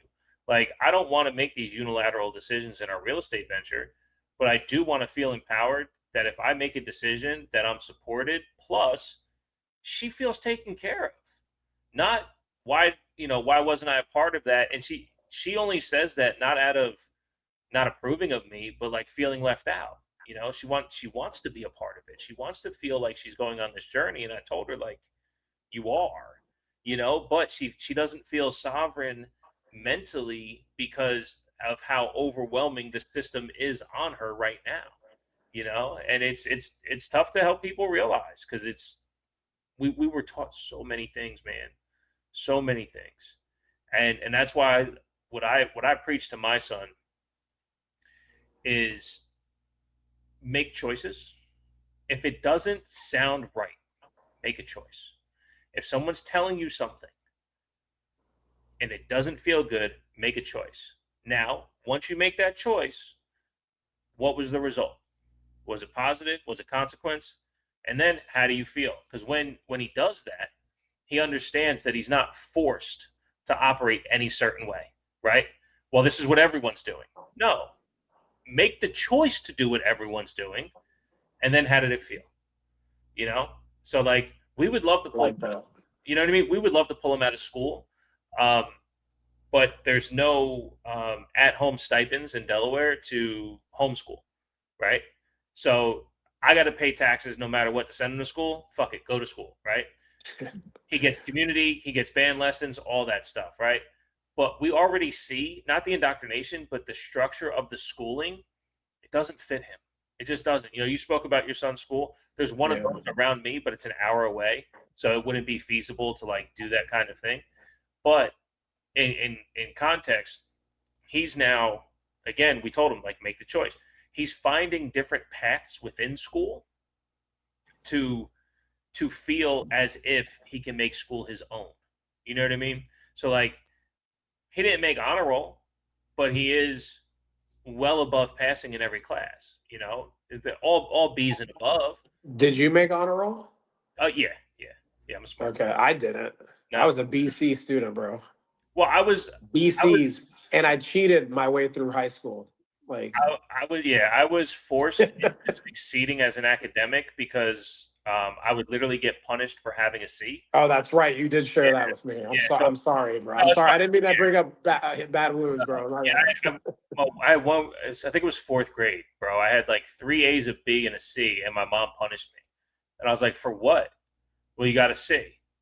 In what? Like, what do you like? What about the A's? And that was so like from there on, yeah. So fifth grade, all honor roll. Sixth grade was tough because it was I switched school districts. So here's something I saw for those of us in America. Again, not to shit talk my own country. Well, I went from inner city to affluence in school district. Okay. From fifth grade to sixth grade. In fifth grade, I was prepared by the end of the year to be ready for non-affluent middle school. 6th grade affluence middle school. Not ready. It could have been 9th grade to me. Like, I was not prepared for the workload, the attention to detail, none of that. Like, and I didn't use a computer until 6th grade. Yeah. There were no computers in the non-affluent area. Now, again, this is in the 90s. You know, it was 94 to 95, 95 to 96. So, like, you know, it wasn't a standard then. But that's, you know, again, part of America. We got to take care of the children. Well, if you're an affluence, we'll take care of the children. We'll make sure they have computers, you know? So yeah, anyway, no, yeah, after 6th grade, I excelled through 7th grade. I forced myself to take a test. Here's something I told my son too, like, cause he's like, was it really that bad? I said, but the summer between 7th and 8th grade, I asked my 7th grade teacher for a packet to get into advanced math in 8th grade. So I literally would be taking 9th grade math in 8th grade. So I asked my teacher for that packet. It was self-taught over the summer, no help from anyone. I had to complete the packet and hand it in. I was finishing up the packet the night before it was due. My mom yelled at me. It was like 11 o'clock at night, 10 o'clock at night, whatever. I'm at the desk doing it, like making sure that it's done, lights on. She yelled at me for not having it done and ready, because we had to go turn it in the next day. And I'm like, this is me though. Like, I'm doing it. I don't understand. Like, because she thought I was like wasting my time. It's the middle of the fucking summer. I'm not outside playing all summer. Like, I got fucking yelled at for trying to excel in school, to try to skip 8th grade math and go to 9th grade. We handed a packet. I skipped 8th grade math. I did 9th grade math in middle school. And by 11th grade, I finished 5 math classes for high school. So, like, yeah, I excelled in school because I was forced to. I was scared into doing it. Like, it's a fucking nightmare for me, man. And you're really good at math. I am. Yeah, 5 math classes by 11th grade. I didn't take math my senior year. I didn't have to go to school my senior year, but I was playing basketball and I wanted to finish out I had to finish out my basketball career, so I went just for that. I just felt like that was cool. I felt like a fraud. I mean, I was so for cheated. I did, yeah. But what I like, so I found out that what I did have that I didn't, you know, obviously discovered later was when I started in sales, I was really good at memorizing things and then making them my own. So I wouldn't say that I could be an actor or anything like that, but when I got the script to say what I needed to say, and then once they started explaining the psychology of why these words are important to follow, the way they're written, and then to turn those into my own words, that was so much fun. And then when I would look, you know, so I remember my first couple of appointments that I ran when I was selling Cutco, it was with people that I knew, and I was sitting there reading my scripts, right? And they were like, why are you reading the script? I'm like, because I need to know I need to know how to say all this in order. And I did not go out of order. And then I learned later that the people that would fall off, that wouldn't do well in sales, were the ones that like tried to just wing it, try to just do it their own way. And because I was really good at structure and, you know, again, with playing football, it's like I could remember the plays and memorized everything that I was supposed to do. So the fact that I followed that, it was something that I wanted to learn. That's what had me, you know, find my gift. But like, I never functioned in a classroom. I suck at sitting in a classroom with 10, 15 other people and trying to learn with everybody. Like, I'm not good at that. I'm good at, give me what I need to do. Let me go do it my way, and then I'll figure it out my way, and then I'll go do it. And my son's the same exact way. That's what we discovered with the school. So like, giving me homework, I'm not going to do it. I don't want to do the homework just because you tell me to do it. So I never did my homework and never did any of that shit. But when it came to learning the psychology on Cutco, or, oh, if I learn this and if I ask a question this way and if they tell me that could potentially lead to a bigger sale and a bigger commission, bro, that's why I fucking I'd go home and make, you know, the money that I made in the summers. So I didn't need to get good grades to learn that shit. And you know, I see the same thing with my son. So this whole school system and how it is, it's overrated, bro. Man, my son hasn't had homework given to him in he's been there for 2 years. Like that was torture to me. I was doing like fifth grade, no, not fourth grade, like second, third grade math. Yeah. I'm like, what is this? I'm doing the work for him. And the English, oh my God. I don't miss those days. Yeah. So it's been beautiful. Yeah, whenever something comes up, it's funny, man. Like ever since, my son was a COVID kindergartner, right? So he was in kindergarten. COVID happened. They had school, yeah, all the way through, most of first grade. So second grade he did okay, but from third grade on, we went into these parent-teacher conferences. And because he wouldn't measure up to grades, right? So kindergarten, first and second grade, it was like a wash. They're like, hey, these kids had it bad. The third grade on, we go to these conferences, and they would just say it straight up, like, we know he's really smart, but I'm like, yeah, okay. So what do you? I would tell the teacher, like, what are you going to do about it? I can't teach him at home. I have a job. And no offense, like your job is actual like teacher. So like I need you to teach him something. I can't be the one to teach him how to read. That was supposed to happen in kindergarten, first and second grade. So like, bro. And like, I'll do whatever I can to support that. If you want him to read more or give us a paper and something we can help. But like, we're counting on you as a community. And then, something happened in fourth grade, and he actually had a great fucking teacher in fourth grade. And she was just like, look, no matter what, he's passing this class at the end of the year. I go, okay, like what's the problem? Well, he's not, like, he's always calling out. He's always doing this. And I said, yeah, because the structure of class doesn't work for him. If you can help us teach him how to not call out, we'd love to do that, because he does that shit in the house too. And we tell him to shut up, and he doesn't. Because it doesn't work for him that way, right? He needs to be in an open environment where he can be part of it. He would thrive. He would thrive at my son. So I told him, I said, look, every teacher that says that, like, he might have this, he might have that. I said, have you ever had a conversation with him? They go, oh my God. Every time they go, oh my God. Yeah, that's it. Your son will be fine as soon as you get him out of this damn system. Bro, that's the struggle. He's got to deal with it for now. Not like, to talk shit on our country, but like that's the structure of America. Look, it's just broken, bro. It came from what's his name? Rockefeller, right? Rockefeller in the Industrial Revolution said, look, we need to raise a nation of doers, not a nation of thinkers. Thinkers, yeah. Your son's obviously a thinker. I was a thinker. My son's So thinkers we don't do well in classrooms, bro. I can't sit in a classroom and have somebody tell me what things are. I'm like, I want to look it up while you're telling me. Yeah. And I want to have a conversation. I want to be a part of the conversation. Like I don't learn that way. Yeah. So we all don't learn that way. And especially, I think we're all in some way, shape, or form on the spectrum, because like my son got put on the spectrum, and like now people are like, no, he's not. I'm like, I know. I've been trying to tell people for years. Now he's got like his creative side, he does the music, and he's quiet, but you get into his little pocket and you get to like talk to him a little bit, he doesn't shut up. Just like his dad, right? He might be running one of these shows at some point, but he's in his own little world, man. Like just, so yeah, bro. It's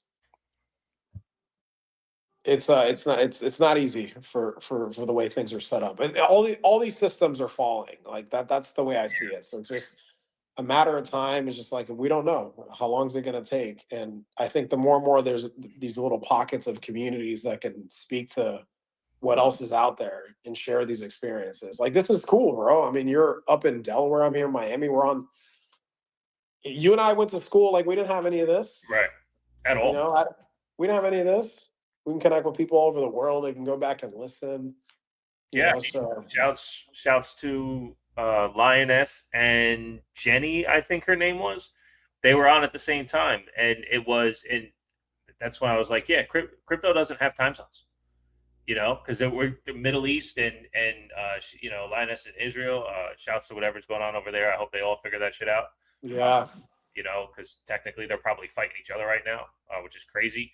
But not, because that's not our show. We're not going to do that. But again, shouts to life, right? Shouts to life, and good luck. Fuck. But anyway, the point is, like, yeah, we're boundless now. Like, as much as we want our sovereignty bounded by energy, this world, no, man, we don't have time zones anymore. We operate fluidly. Shouts to Jonathan too, right? Real-time decentralization. He wants that from every point in the world. He wants real-time decentralization. Everything, boom, at internet speed. So if some point in New Zealand and Alaska and Maine and Iceland and fucking South Africa communicate like that, yeah, real-time decentralization across the world. We're borderless now, and that's the beauty of what Kaspa can do above anything else, to be honest. Fuck, man, like we need to move that way. We need to operate that way. Yeah, that's an option. That's an option today for people, bro. So it's just, little by little, what do I say? One conversation at a time, be humble, be kind. Hell yeah. I think there's things that are going to speed things up though, with, Like what? I mean, you take a look at what AI is doing to working class people that have just been clocking in and clocking out, right? They're being replaced by deflationary assets, by technology that is supposed to spread and benefit humanity as a whole. So just like in the industrial revolution, when farmers were like, "Oh, you're taking our jobs," like all that's happening again. All that's happening again, and people are gonna have to find new pockets of how to exist, right? Because Yep. the technology, you can't slow down technology. So the way I choose to look at it is like, okay, how can this benefit me? How can I use it? How can it make my life easier? That's me being a part of the solution. Or I could look at it as a problem and be like, oh, it's going to do this and that to me. I'm just going to replace all this and that. There's a large pocket of people that think that way. So it is about people starting to think for themselves. And, this whole concept of, we heard it for a long time, bro, that nobody cares about sovereignty. Yeah, nobody cares because nobody really understands what it is. We haven't had it. Nobody understands that. And, Right. on Bitcoin, you're very limited. But Jonathan talks about the sovereignty as a service. Like that is one of the features. That is one of the features of Kaspa on its base layer, right? And then there's there's layer twos being built out, like Eager Labs is in testnet launching, and there's other. You can benefit from the base layer being whole, pure, not necessarily moving people off of it by force. That's my whole thing. It's like, don't force me to do something I don't want to do. If I volunteer, that's one thing. But forcing someone, and most people don't know that they're being forced, right? So once you have awareness around that, you can't tell somebody who has awareness around it that you're not doing it. Right. So that this whole Bitcoin ossifying at the base layer, and then everything that's come out with understanding how that was all influenced through the Epstein files and like the block size wars and all that. We don't necessarily need to get into that, but all this information is out there. You can't hide. You can't run from the truth.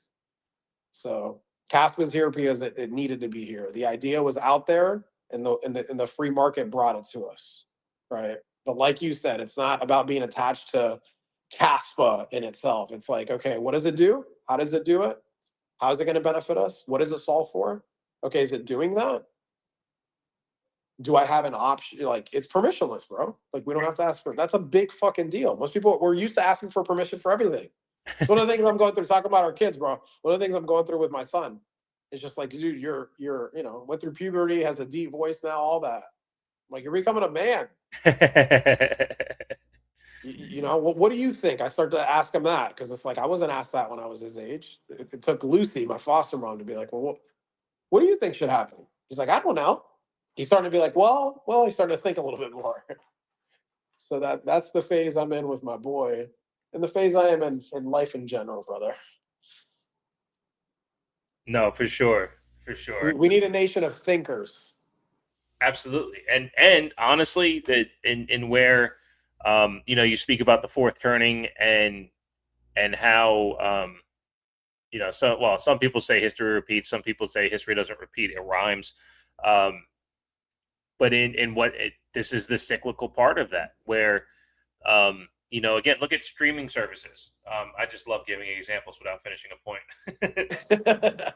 I do. Well, I think we both do the same thing. You're good though. You're good. I'm following. Netflix says, subscribe to me. We're low price. We don't have commercials, right? And then the price goes higher and higher and higher, and there's commercials, right? So before Netflix, people would download and pirate movies to where, they don't pay for anything. Now Netflix is so cheap that, you know what? Fuck it. I don't have to risk my, illegal activities. I'm going to go just get Netflix and be fine.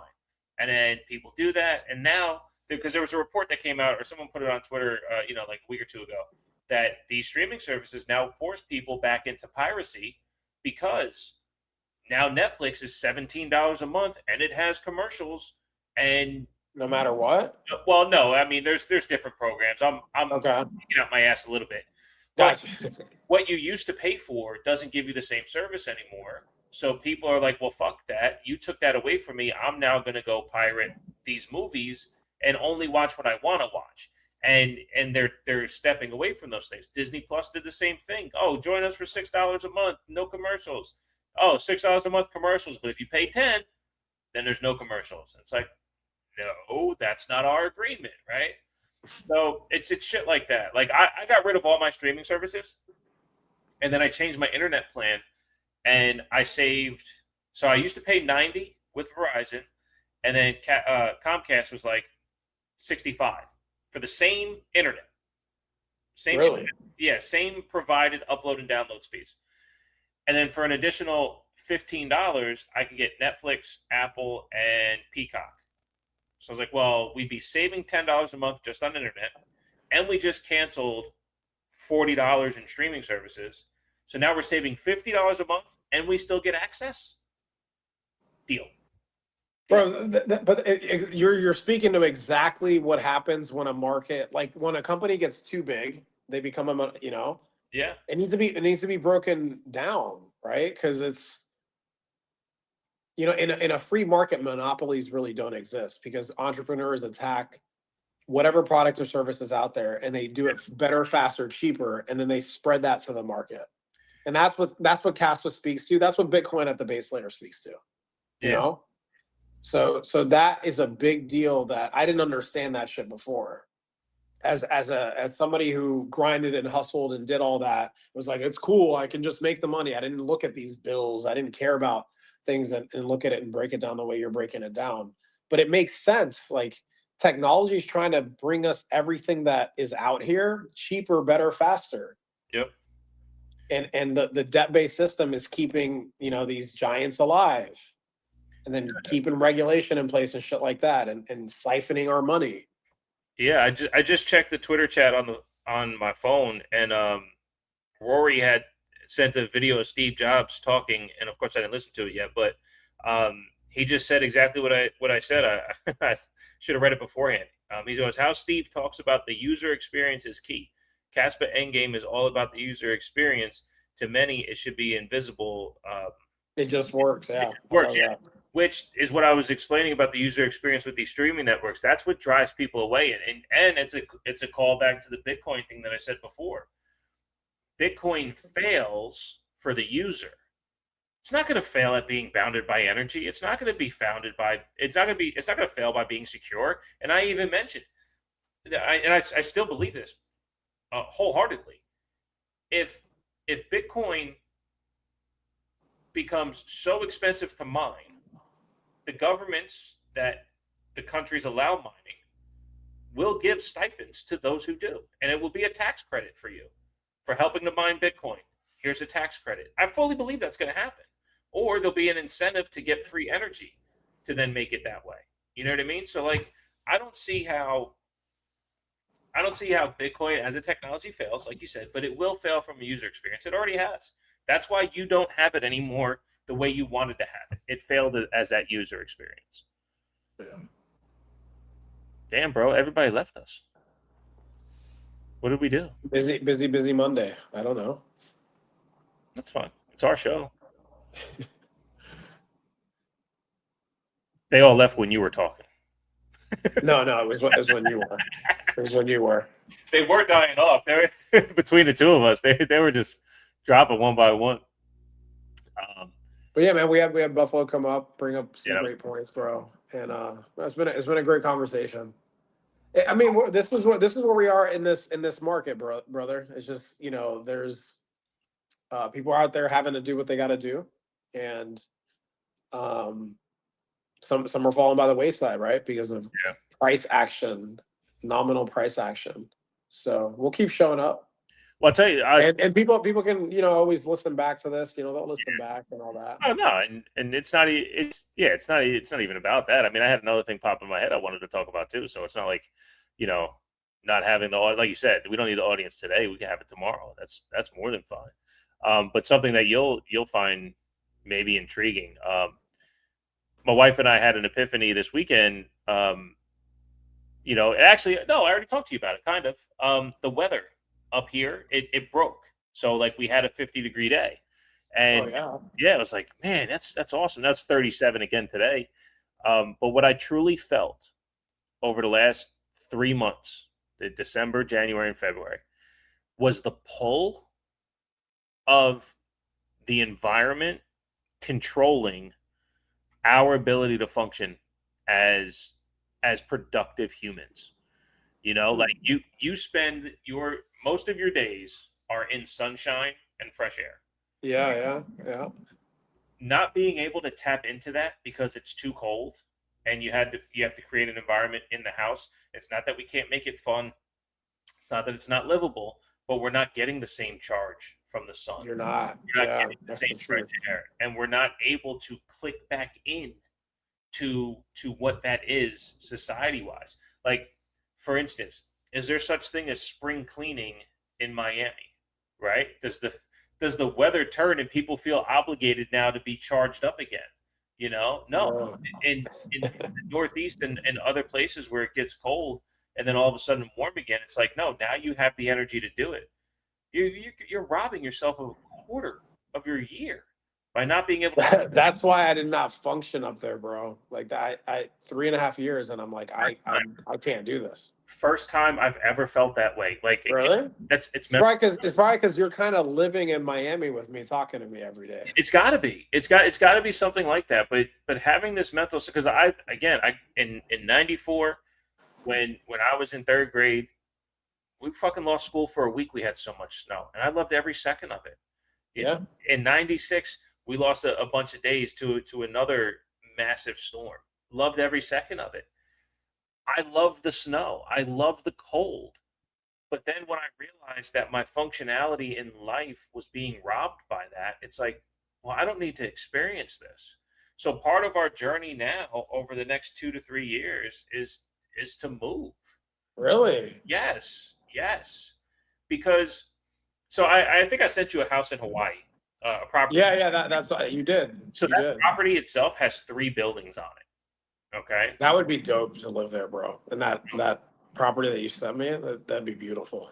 There's 3 properties on it. It's only 300,000. But it's on I want to say secondary island. It's on the Big Island, but not the main island. So the main island is where Honolulu is, where all international flights come into. Then you got to take a secondary plane to get to where this property was.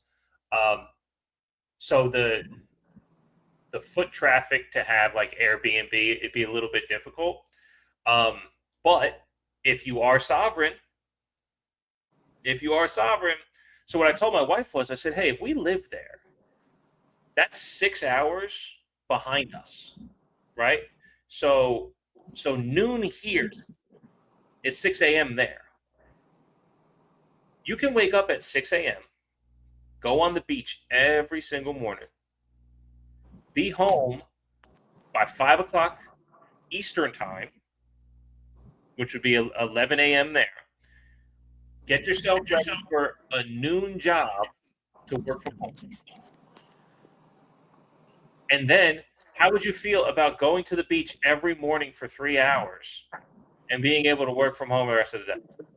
And she's like, I'm like, yeah, that's what we could be doing. And I'm not a I'm not a beach guy. And I lived in Hawaii for 6 months. I worked on a cruise ship. And, oh, really? 85 every day. It was fucking gorgeous. But I'm not a beach guy. So, like, it didn't, like, I never got the feeling I could stay here forever. but Hawaii does have a lot of green, and I'm a green guy. So Gotcha. things and like I love that. So like I could do it. It's been 20 years, but I could do it now. Like, bro, I'm telling you, like we had this like little epiphany this weekend, and she goes like, "What about Arizona?" I'm like, climate wise, yes, but you love the beach. There's no beaches in Arizona. But we would have sunshine every day. We wouldn't be robbed in the winter of our energies, you know? So yeah, we had that thing going on this weekend. So over the next, That's pretty cool, man. That's pretty cool. Yeah, over the next. Yeah. I think I took it for granted like when I was younger, but I've been down here, and for me, it's like I've talked to you. I think I want to go either Panama, Costa Rica, Colombia. That's where I want to be once my son, is able to do his own thing once he's like 18, 19. So I'll be here for the next few years, but and hopefully have a compound, throw Kaspa parties, Oh yeah. have people fly in, have a good time. If not, we'll eat from the land, Island. live off the land. Yeah. Right. Yeah. And then maybe I meet someone and start that family at the age of 50. Who knows? Why not? Yeah, why not? I'm open to it. It's not a must-have or anything, but I'm open to it. So we'll see. Well, it only has to look the way we want it to look. That's where I think this mental sovereignty has really taken me, and it's awesome that it came through cryptocurrency, because when you look at you've traveled internationally, and you go to anywhere you go, you have to exchange this for that, and you're trying to figure out how to go within. No, stay sovereign, and you bring your sovereign to where you're at. Yeah. And if you can operate there within that fucking mentality, man, fuck, that's the goal. That's life right there, bro. That's it. So possible. And for what I just like, crypto has no time zone. Crypto has no border. So one Kaspa is one Kaspa. Now, yes, one Kaspa might get you a candy bar in Thailand that'll cost you 6 Kaspa in Miami. That's okay. But at least we understand the denomination of Kaspa at some way, shape, or form one day. And that's going to happen. And that's fucking exciting, because we're in the right place for this, for sure. Yes, sir. Yes, sir, we are. Yeah, it's beautiful. Gonzo hanging around. He was in here earlier, too. Yeah. I shouted Gonzo out from a tweet he put out earlier, just to let you know. What you text me? Yeah, we lost everyone on Spaces. Yeah, we talked about that on air. Come on, man. Well, I thought you said that because you noticed I wrote that to you. Oh, no. So I'm watching the live stream, and the Spaces are on the live stream. I can see everyone jumped off. Oh, okay. Yeah, that hasn't happened to us, man. No, that was. We gotta step up our game here, brother. Well, funny enough, I feel like we started off strong, and even our conversations are strong. So today is just like you said. It's a day that, it might be a tough Monday for some people. Well, Gonzo wants to come talk to us, bro. Let's have Gonzo. What's up, Gonzo? Gonzo. Yo, what's up? There he is. What's up, brother? I just heard you mention my name. I thought I had to hop off earlier. I popped on for about 10 minutes, and then I got a phone call, and now I just thought I'd jump on. I heard you mention my name, so I thought I'd say hello. No, appreciate that. Yeah, I spoke about the Lightning Channel interaction that we had on Twitter the other day. The whole battle with Lightning and Bitcoin, and how Kaspa people talk about it. I think Lightning works exactly for what they want it to. The hiccup when it comes from Kaspa people, of course, is losing the custody. But if enough channels open and close every day, then the miners are fed. It's a grandiose idea to think that many channels would exist. It's not impossible, but if that's the only way, then maybe Bitcoiners should be pushing Lightning a little bit more so they can create that fee market, instead of just going, hey, Lightning works. I mean, no one's saying Lightning doesn't work. Lightning works. It does what it says on the tin, right? No one's arguing against that. I mean, my issue has always been it's not even Lightning. The issue is more with Bitcoin, honestly, because when you really think about it, one of the core issues is if Lightning adoption outpaces Bitcoin adoption, you end up with emptier blocks, right? So then you're pushing lower. You still need the same fee needs, but spread between fewer users. So that's why fees spike. But I mean, even if you assume full blocks on Bitcoin and everything is massively utilized and miners are getting the absolute most that they can, you're still looking at crazy fees because the throughput is so choked. It's I've just spent the last 15 minutes writing a reply to Da Vinci Jerome. Is that his name? Okay. Yeah. He put out a post. He was like, Kaspa wins if it stops hard forking. I was like, why the fuck is that a good thing? Like hard forking it's essential for evolution and progress and change. And if people hate the hard forks, they can just reject it. Like Casper's consensus, right? It's not rules and law. And this ossification strategy behind Bitcoin is driving a nail into its coffin. Bitcoin's fine if it chooses to be fine, but it's choosing not to be. So I've come to the realization that fighting maxis over Lightning is a pointless endeavor. If Lightning works, let them have it. If they want to keep it going that way, fine, wherever. All Caspians have been doing is not spreading FUD. We've been spreading math. And if math is rejected in favor of belief and hopes and dreams, then go for it. I mean, it wouldn't be the first example of people living their lives that way. So there you go. Brilliant. This is Gonzo out of context, by the way. I have no idea what you guys have been talking about. Oh, no, we're here just shooting it, and that aligns with where we're at with it, man. So yeah. No, So no, I'm it was all good. Yeah, no, that's perfect. So, and I agree. I mean, it's look, you're right. When math gets rejected by belief, then we're in the wrong space. Again, part of what this whole show for Live on the Kaspa Standard is, it became about because Juan and I were looking for truth. And if truth, math, nothing is more true than math. Right, unless you're Terrence Howard, then he'll break it down for you a little bit differently. But I mean, let's not pretend math is immutable as well. I mean, math can be challenged and math can be presented in certain ways. The problem with math is that you can end up with it depends on the assumptions and the inputs, right? You can derive any conclusion you want based on what you want to put into it. So you still need to be skeptical of math, but the math that we always tend to lean on is pretty fucking obvious. it's 1 + 1 = 2, or like 3 + 5 = 8. Whatever. It's not complicated mathematical observation here. It's trends that are going in one direction based on 2 or 3 inputs, right? But it's the general belief along Bitcoin circles is and it's the same with Caspians as well. Like I put out a post not long ago, right? I mean, we're all guilty of this just as much as Bitcoiners are. We defend the mothership at all costs, but the difference is our defense is actually comes from a sense and a scale of understanding that is we know proof of work needs to be fed long term, so we're trying to feed it. And the math in Bitcoin is not, or the mentality, sorry, in the Bitcoin community is not based on that at all. It's based on, Saylor says, is going to $10 million. So I need to own 1 Bitcoin and I will be fine for the rest of my life. Or as I see Rajat always posting is 0.1, because 10 million Bitcoin, you'll get $1 million in 1,000 years.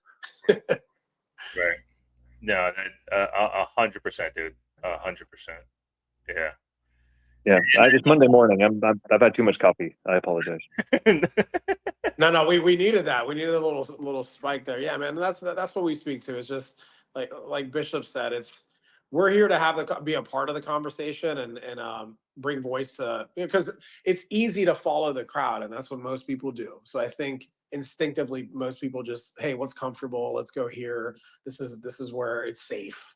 And then you hear things like you mentioned, what Raja says, like just get to 0.1 Bitcoin or it's going to $1 million. That's very surface level looking at this, right? And we need to get deeper with it and actually talk about, like you said, the simple math, like 1 + 1 = 2, though. Why are you trying to tell me it's 5, right? Yeah. Miners need to be fed. Let's feed the miners. Need to be fed. That's what we're doing, man. Market. Actually, you guys try to complicate this, but this is, let's talk about this. It's not about it failing. Like, let's make it work. So that's why we're here, about having the conversation. Stop dismissing my questions, and that's what we need to be with it, man. And then putting in the proof of work, right? Because you can't just sit back and hope for anything. Like Right. we're a part of the solution. There's a problem and we're a part of the solution, and you can't just be sitting back and hoping, that it goes to whatever dollar amount you need it to go to. Like, that's not what it's about either. So that's what we're I mean, trying to Jonathan's recent post it nailed the framing and the thinking, right? It's not Bitcoin versus this or Bitcoin is that and this. It's the way I've always seen it, and the way I think Bitcoin was an idea, it's a concept. It was, and then what we saw was the execution of it at scale, right? And like Bitcoin was ahead of its time. No one's joking about that. No one should think that Bitcoin arrived at the time it should have. It was ahead of its time. Nobody was ready for Bitcoin. Look how long and hard of a hill it's had to climb, right? Yeah. And because it was ahead of its time, there were those people that saw it for what it really was, saw it for what its true potential and capabilities were. Those were the early believers. Those are the ones that took the high risk, high reward avenue, right? The ones that looked at rejecting status quo and thinking, screw this shit, I need something different. And this may be the damn solution that I'm looking for. But there's also that crowd of people that thought, wait a damn second, before the world wakes up and realizes what this thing is, how can I make it benefit me? And that's where this whole ossification narrative, this store of value, this digital gold mindset has all emerged from. It's because it's being touted. It's because it's being co-opted. It's because it's being sold as something else. Bitcoin was never meant to be what anyone said it was meant to be. It was meant to be what consensus dictated. And if consensus dictates it, honestly, fair enough. If ossification is Bitcoin's honest trajectory, fine. I can live with that. That's why we have Kaspa. Exactly. For sure. Well said, man. Yeah, and everything that you're saying is exactly why we're here. We are just seeking truth. We're just having conversation for truth. And like you said, if lightning works, it works. If Bitcoin ossifies, it ossifies. Kaspa is going to continue its truth seeking in development as well. And when it reaches its potential, I also don't think it's going to stop. It's going to find something. I think one of the things Jonathan tweeted this week was like he's like my admitted fetish for 100 blocks per second. Right? What's I like that. Yeah. He's not wrong. Yeah, but the man's an addict. Yeah. He's completely addicted to what he's built, and like I think he said in that Medium article, he's like, this was a fucking hobby. I didn't mean to do this. I just can't control my impulses. I am out of control, and it's so obvious like that Kaspa is something that is a passion project that became something bigger and grander. And like Kaspa, it's part of the same family that Bitcoin's in. It's part of the same family that BSV and BCH and Litecoin, fucking Dogecoin. It's all in the same family. It's all the same idea spread among different parties and different developers and different minds, all trying to solve the same damn problem. There is no end to Kaspa's evolution, but there is a potential end to Kaspa's consensus model rejecting further updates, right? But then what happens is tech keeps evolving, the world keeps moving, time keeps passing, and suddenly there's a need for something bigger than what Kaspa stalled at, and then something else would come along. That's where that Bitcoin model of reject everything, it's Bitcoin only, tends to come from, right? It's that mindset of, well, if something else comes along, what's the inherent value? It's like, well, the inherent value is something's better. So if you want to maintain relevance, you keep changing with the times. And I really, this is why I'm in Kaspa, is why I'm not in Bitcoin, is because that mentality of don't do anything, sit and wait. Like wait for, can you imagine like signing a contract with Ask Jeeves that never ended? It's what I said to Da Vinci. I'm like, fucking stupid ass mentality. I've tried to be kind to him because he's not a terrible guy, but it's a bad mentality to have. It's you've got to continually look forward and see what developments come. We're going to have quantum issues in years. Maybe it's an issue now, maybe it's not an issue. But if quantum is not an issue, maybe something else is. Like, evolution is important. We are so not a static group of people, right? We need to adapt. We need to change. And Kaspa is full of people that celebrate it. We embrace it. We live by it. We don't just pretend that the world is never going to need anything other than Bitcoin or one single avenue of escape. We celebrate and we embrace it. And I love that mentality. It's why Kaspa is something bigger and better than anyone realizes yet. Yeah, no, absolutely. And to your point about Jonathan turning this from a passion project into more so a needed obsession, I think, in my opinion, don't know the guy, haven't talked to him, but just from everything that I've kind of seen, once he hits his limits of that list, like he's got a list of shit he wants to accomplish on here. As soon as he crosses that last thing off, I fully believe he's going to try to find something else, because he's done this future proofing of the chain or the DAG. He's done this future proofing of the DAG to create solutions for problems that don't exist. And unless it runs so efficient and needs more data than, like, okay, let's just for round numbers. Let's say there's 100 spaces and we're only filling 10, and then he'll push for getting the other 90 filled. I just see him continuing to try to future-proof. I just don't understand how it's going to stop. It should at some point, right? Should be technically complete as a project, but I just don't see him putting it down. I don't see him putting it down. Well, he's solving problems that are 20 years away at the moment. So at some point, he can probably take a holiday, and we will be fine.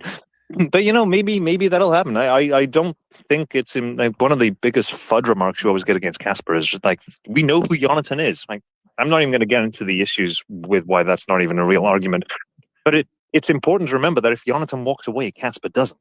So who cares what Jonathan's choices are, right? He's doing this. He's a developer, but we've got Michael Sutton. We've got people like Aspect and Coder of Stuff and all these amazing other people that are doing all this beautiful work, Hans Moog, right? And maybe if he does move on, he'll move on to exploring, improving protocols somewhere else. He's a big fan of Zcash, right?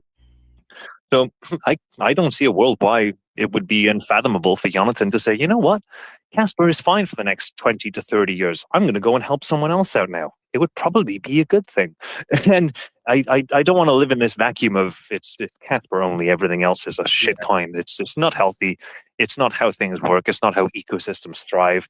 And tell me one other thing in the world where there's only one example of something coming out on top. It's just not the case. And crypto is not just money. It's bigger than money. It's an amalgamation of a whole bunch of different avenues of life and development, and it's bigger than just that. So it's important to embrace other ways of looking at things. Maybe he'll end up going that way, but Kaspa is not Jonathan, right? But Kaspa is what it is because of Jonathan. So let's at least acknowledge that. No, again, another brilliant point, man. You should host the show. Fuck. Came in. Well, here. he wasn't here. He wasn't here. I don't know if you were here for the beginning of the conversation, but like he completely spoke to what we were talking about. Like, hey, no, this is sure. This is it's an idea. The noun to an idea, and we're always about evolving all of this. So beautifully said, and right on point with what we're trying to bring to the show. It's something we haven't said on the show in a while either. Like, we know Kaspa's potential, but we're also aware that it can't just be Kaspa. Again, there's 28 billion of them, right? And there's 8 billion people, so everyone can have 2.5, right? So, like, no, there needs to be more. And not only does there need to be more just because of, that simple math of it, but there needs to be more because diversity is what feeds the free market. So, and I would actually challenge that knowing who Jonathan is an advantage, because let's say Kaspa does succeed and then he does go to Zcash. What do you think the support for Zcash is going to be? Because he is there, right? Like, that's so trusting his vision and seeing what is being applied through his perspective. If Kaspa succeeds, then something else that he touches is going to succeed as well. And that's good for crypto, specifically if Kaspa succeeds in sovereignty and security and immutability. Yeah, absolutely, man. You mean, I don't even trust his vision. I just trust his TV. That man is a smart man. Yeah. And if there's anyone that has the ability to pull off what he's trying to pull off, it's the people that he surrounds himself with, because he knows what the sort of the mindset is that you need to bring to a project like this. but I know it's you don't want me hosting this show, man. I'll just say that it's No, we've talked enough. Gonzo We get it. Unhinged is not what we need right now. No, I I'm think just you should. I think you should have your own show though, because I'd watch that for sure. yeah. Gonzo I mean, Unhinged. That'd be beautiful. Yeah. yeah, it'll do always it, you do occur. it in post. You do it in post, but we would love to hear you a lot more often. Yeah, I mean that's just me speaking, but I don't have the time, man. I'm juggling so much shit in my life right now, and I'm starting to get overwhelmed by it. You got a lot on the plate, man. I know we had a conversation about what you're. I think you've kind of put it Mention, out there, man. mention your initiative because you want to talk about that a little bit. Yeah, you posted. Yeah, I mean, I'll get there. You posted the .coffee, right? You're taking donations. Do you want to speak about that? Well, I mean, the donation thing is just there if people want to like help me get to where I want to be. I am not somebody with funds and resources. I'm a dude with kids living a quiet life out on the west coast of Canada and working a 9 to 5 and then spending my evenings trying to have quality time with the wife and also then trying to build Kaspa awareness. I just want to talk about it. I want this to succeed. I studied it. I understood it. I got green pills so hard that I just want to dedicate whatever other free time I have to putting Kaspa where it belongs. And that has been recently taking the wrong approach, in my opinion. I've been arguing with people on X that don't want to be argued with. I have been pushing Kaspa into areas that it's being pushed back from with a greater force. And it's time and energy suck, and it's a waste of it. And I'm feeling like, what's a better way to put my time and energy towards what I want to achieve?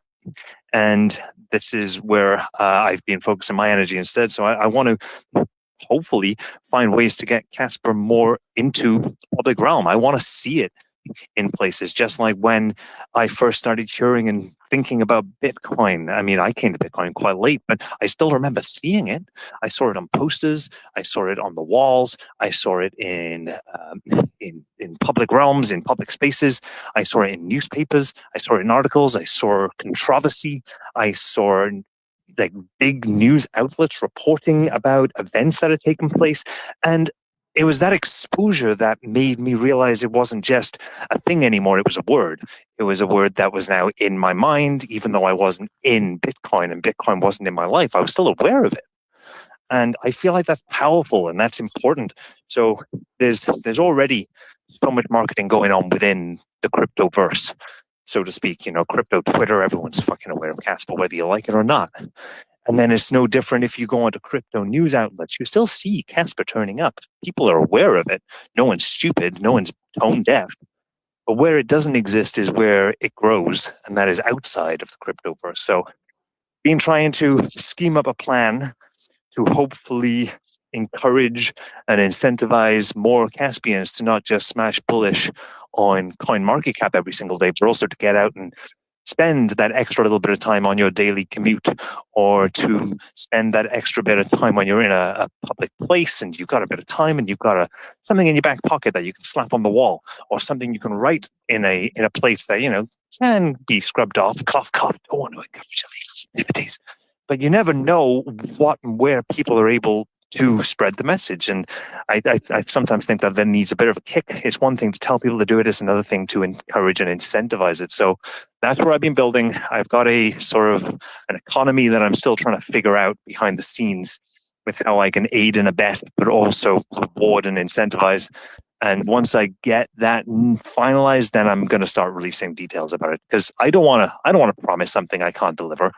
And part of the donation request on Kas Coffee was just, if you feel like that sounds like shit you want to get behind, then you can put some money towards it. That helps me develop the tool that I want to use, because I'm going to be trying to build a website, and I'm not a builder.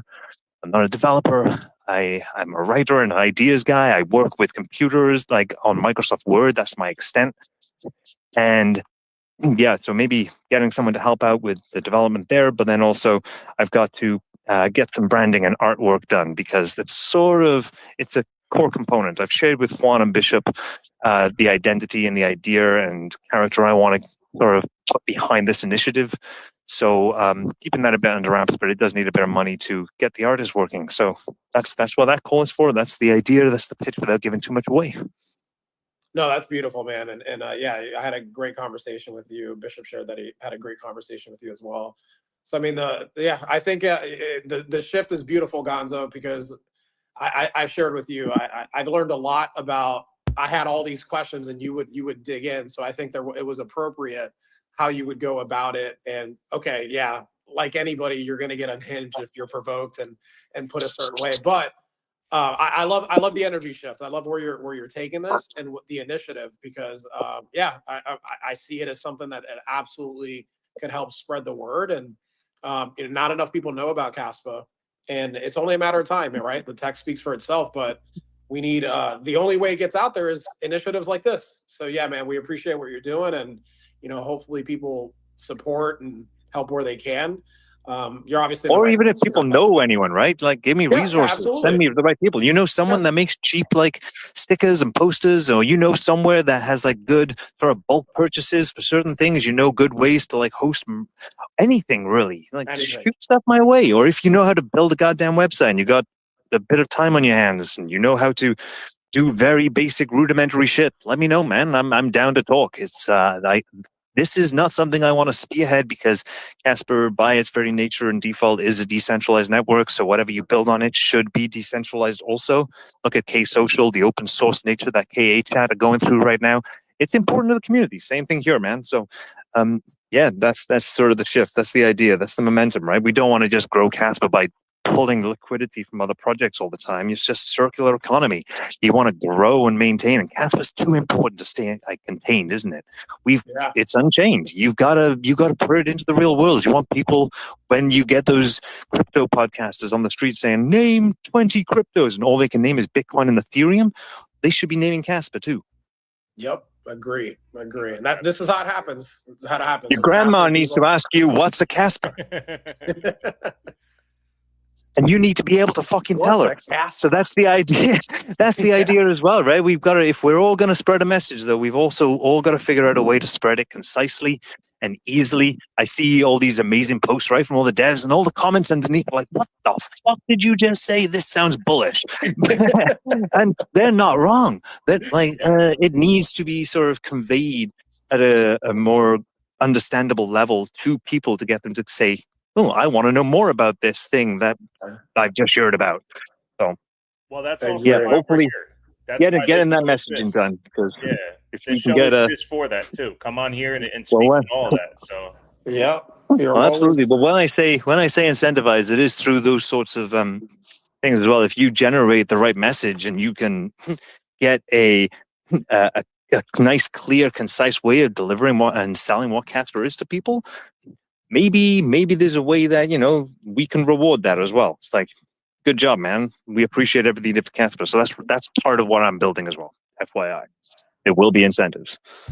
Awesome. And there should be incentives to move things along, man. Marketing is not free. Yeah, no, it's not. It's not. You put energy in. There's got to be something incentivize you to keep proof it going. Of work. So, great. Proof of work, baby. Proof of work. Yes, sir. Awesome, Gonzo. Looks like I we just got Alex approved. Yeah, we just approved Alex. Welcome back, man. Yeah, from episode 9. He was up here on episode 9. What's up, Alex? Yeah, what's going on? I'm on a little bit of a break here from work, so I thought I'd pop in here and listen to what everyone's talking about. No, appreciate it. Good to see you, man. Everything going good? I saw you got a speaking engagement coming up.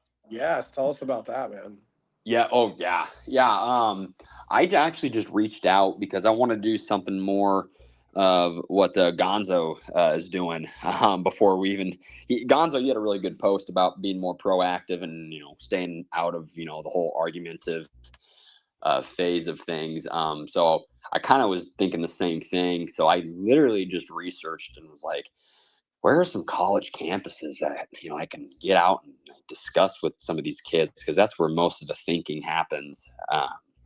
So then I just reached out to Carbondale. It's close to where I live, and they had a blockchain crypto club, and then I saw that they had a event on April 2nd, and I'm like, okay, well, I'll just shoot an email to the president, which is just a student. I'm like 3 years older than them, so it's like, yeah, let me just email you. And so emailed them, and then they invited me on one of their club calls.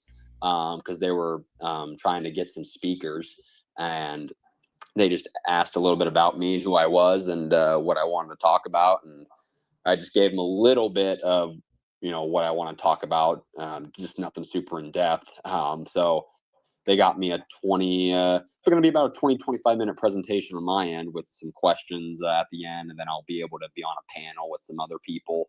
But based off of the questions that they want me to answer in my presentation, I don't think they're expecting, I don't think they're going to expect what's going to be brought. Okay. Awesome. Okay. So yeah, it's going to be good. It's going to be Yeah, good. man. And I am very excited.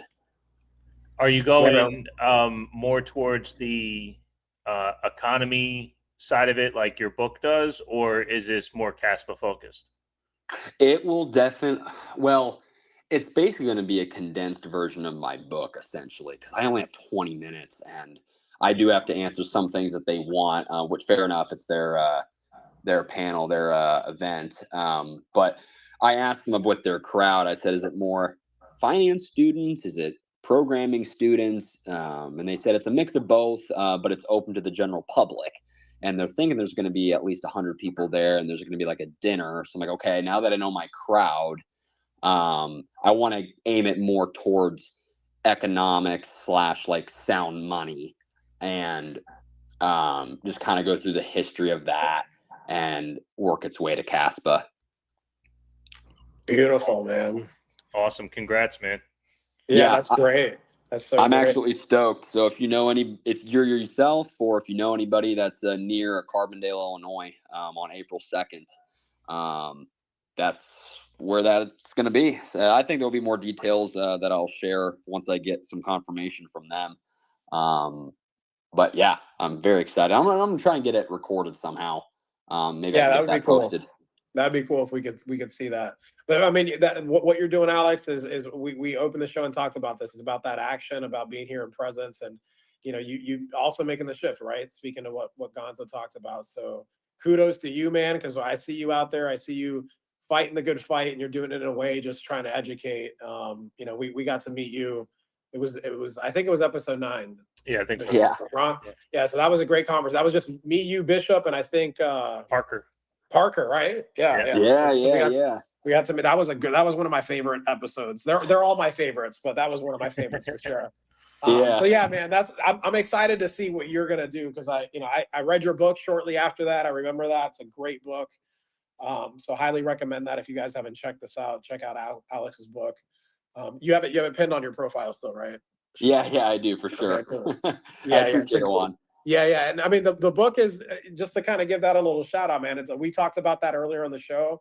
I don't think any of you guys were on here, but it's we really do think you have to understand Bitcoin to a certain extent and then start asking questions, and that leads you to Kaspa. Alex does a great job of going through the history of money and in really simple terms, right? Like the book it's not broken down into chapters. It's just really really well done and very simple, easy to follow, a quick read. So highly recommend checking out that book, because it's beautiful. So yeah, I'm looking forward to see what you do out there, brother. Yeah, I appreciate it. More good to come. Awesome. Oh yeah, man.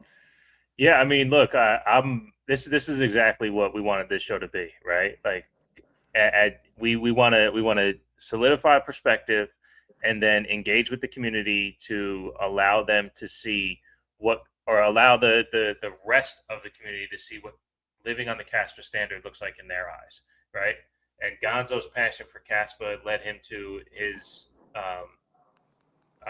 speech there that he gave us, and is pushing Alex to these new ventures and is going to engage with the community. You should try to get Carbondale on CastMat. See if you can get their crypto class or group on CastMat, and you can post the engagement for the speech, the event. Sorry, you can post the event for the speech on there as well.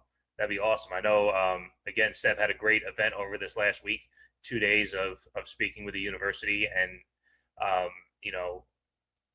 I know universities are very important to him when it comes to the adoption. I agree that. So if you can have any influence over Carbondale getting on Kaspa, that would be great. Use promo code Juan or Bishop. Definitely don't use promo code Lavendi. You could use code Chris if you want.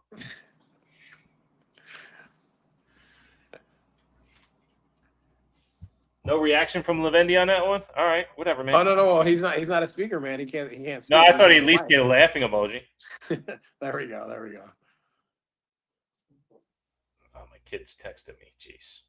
Yeah, that's gonna be a great opportunity. I'm looking forward to seeing what Alex does there, because I think he's perfect for that, and the fact that he's written a book, and that'll be super cool to see. One idea that I'm also toying around doing too, because thankfully I'm a high school strength coach, and I'll have my summers off, and I'm actually kind of freeing up right now with springtime, and I want to get like a table and just plop it down on a campus and kind of do what Steven Crowder with Louder with Crowder or Charlie Kirk did, but I got to think of a good thing to grab the attention of like programmers and finance students and just like regular people, just to come up and have a conversation. Like it'll say, sell your dollars, changed my mind, or sound money's the best. Do you have sound money? Or what's the difference between this and this? And it'll be a picture of $1 and a $50. Like they're both paper. Like I'm trying to think of something to do like that. I think you try them all out, man. That's the way to go about it. Like all these are good ideas. Just try. Have you spoken with Seb? Like, have you ever had a conversation with Seb? Yeah, he reached out to me after I posted about going to be speaking at Carbondale. Okay. And we're going to get we're going to get some like handouts. I think printed and brought to the convention on the 2nd of April. And then get that put on the cast map location. So he did reach out to me on that for sure. Oh, okay, great. Yeah, no, I think I think everything that you just said are pretty solid. Hey, try it out, see what works. Maybe bring a sign with everything that you just said and switch it up and see what brings people to the table. But it's really about just bringing people to the table, man. And like you're pretty well spoken and know your stuff like in depth. I'm always just amazed at like these Gen Zers that like Alex and Parker, man. I'm just like, wow. Yeah. Just amazed by it, bro. Because I don't think I had the balls like back then to do what they're doing, So just appreciate it, man. So you bring whatever you can to the table, brother. It's like, we're gonna move this forward with people like you. It's so fun to be a part of this too. I mean, this is what's funny is that we all wish for Kaspa to be at a certain spot, like in terms of market cap and adoption. Sure. And I'm very confident that it's going to be. But I'm just trying to enjoy this moment right now because it's not going to be at this moment forever. And this is the thing that we're going to look back on and be proud that it actually happened and that we were a part of this early on. No, so you got to soak it in. Yeah, that was part of the beginning of the show as well, where like, I just said the blanket term, like, I don't care about adoption. And it's because it's going to get adoption. Like, it's not that I don't care. It's just not my concern at this moment because it's going to happen. And it's going to happen through things like what you're doing, Alex, and what Gonzo's looking for. And I will be here to help support that. I just know my particular spot, as we're all talking about, like, what is our place in Kaspa right now, right? And I know mine is continue with my conviction of my $10 daily buy. And come here every Monday and speak about it. And when I see something where I can lend truth in a post, I'll post on it. I can lend support to the community, I'll do it. That's my space at this moment. And as I become more comfortable in growing my space, I will. And if anyone wants to talk offline, I've done it with Gonzo too, to help workshop projects and see if there's an outside perspective or I can lend a piece of my own time and daily activities to whatever the project is, I will. That's how I can help with adoption. But I am not worried about onboarding anyone because at some point in time, people are going to onboard because of what Alex is doing, because of what Juan is doing. It's just not my space. It's not where I feel like I can help this community thrive. But Monday, and speaking, I will say one more thing before I have to leave. And it kind of goes with what we're saying. When I talked to some people this weekend about it, and they're complete newbies on it. Like they don't even understand Bitcoin. They don't even know what sound money is. Like I'm just trying to explain the whole concept. And I've explained it to about 4 different people this past week, and the number one thing that they say after I say all this is they say, "Can you use it, like, right now?" Ooh. Mm, Like, because we're at, like, a bar or we're at, like, a restaurant. And they're like, "Can you use it?" And I'm just like, "Mm." I'm like, "Well, if they want to accept it, I If they can." exactly, it's yeah. just like, yeah, But it's like we that's the number one technically thing they don't. could use it the way we wanted to use it. Yeah. Yeah. So that just goes to their mind, which is like kind of interesting. I'm trying to, digest what that means because that's automatically what they think of. It's like you don't need permission. Like you don't have to have permission. Just do it. No, for sure. And the only way I would say that is that if we were going to split this tab, it's more efficient than Cash App and it's more secure than Cash App. We can send it to each other, and if you didn't have cash and you want to split the tab, bang, I got you. Yeah, And they do come from a mindset of permission, right? Like, hey, like can't, so I think about when, so I onboard people every single week. Like I add to that number every week. so cool. And it's just from having having conversations with people, finding where they're at, and then bridging that gap, right? And it's like, oh, so it's not always it's a different conversation each and every single time. And I mentioned earlier on Friday, I onboarded this 22-year-old that happened to be a finance student, didn't know anything about Bitcoin. And I'm like, here, I didn't sit there and try to explain or give him this big story. But he had questions after he downloaded the Kaspa, right? And I do think that people come from a mindset of, oh, but like, can we use it today? Or no, I mean, we, in a sense, have to create a market for it. And that's what we're here to do. So speaking of what you're talking about, Bishop, I think right now is a time where you bring what you can bring to it. You recognize where you are with wherever you are in Kaspa, and then just take action. Because again, speaking of what I said earlier on the show, but it's not about just sitting there and holding it and hoping and hodling. Like we need to take action on this. Yep. You bring whatever you can bring to it. So for Bishop and I, it's, hey, we're on this show. We're not the tech guys, although I acknowledged earlier we do know more about tech than we think we do, right? And then let's just have the conversation and open it up, and people talk about their projects and bring whatever they can bring to it. So that's what's important. And yeah, it's beautiful to have people like Alexander, like Gonzo share their initiatives, because I think we're getting more of that, man. And it is about that action. I mentioned earlier, for me, where am I at? I'm in this money making. I'm on a money making vacation, and I know how to go make the fiat. So let me figure some shit out there, because I want to throw in on some of these projects. Like I want to be an investor and throw in, and we're super early to this, so I know how to make some money. Yeah. Let me go figure that shit out for right now. And I'm not going to be the only one like that. There's going to be other people that see this. And like you said, I'm not worried about adoption, because it will be adopted as long as we continue to have these conversations and come forward the way we're coming forward.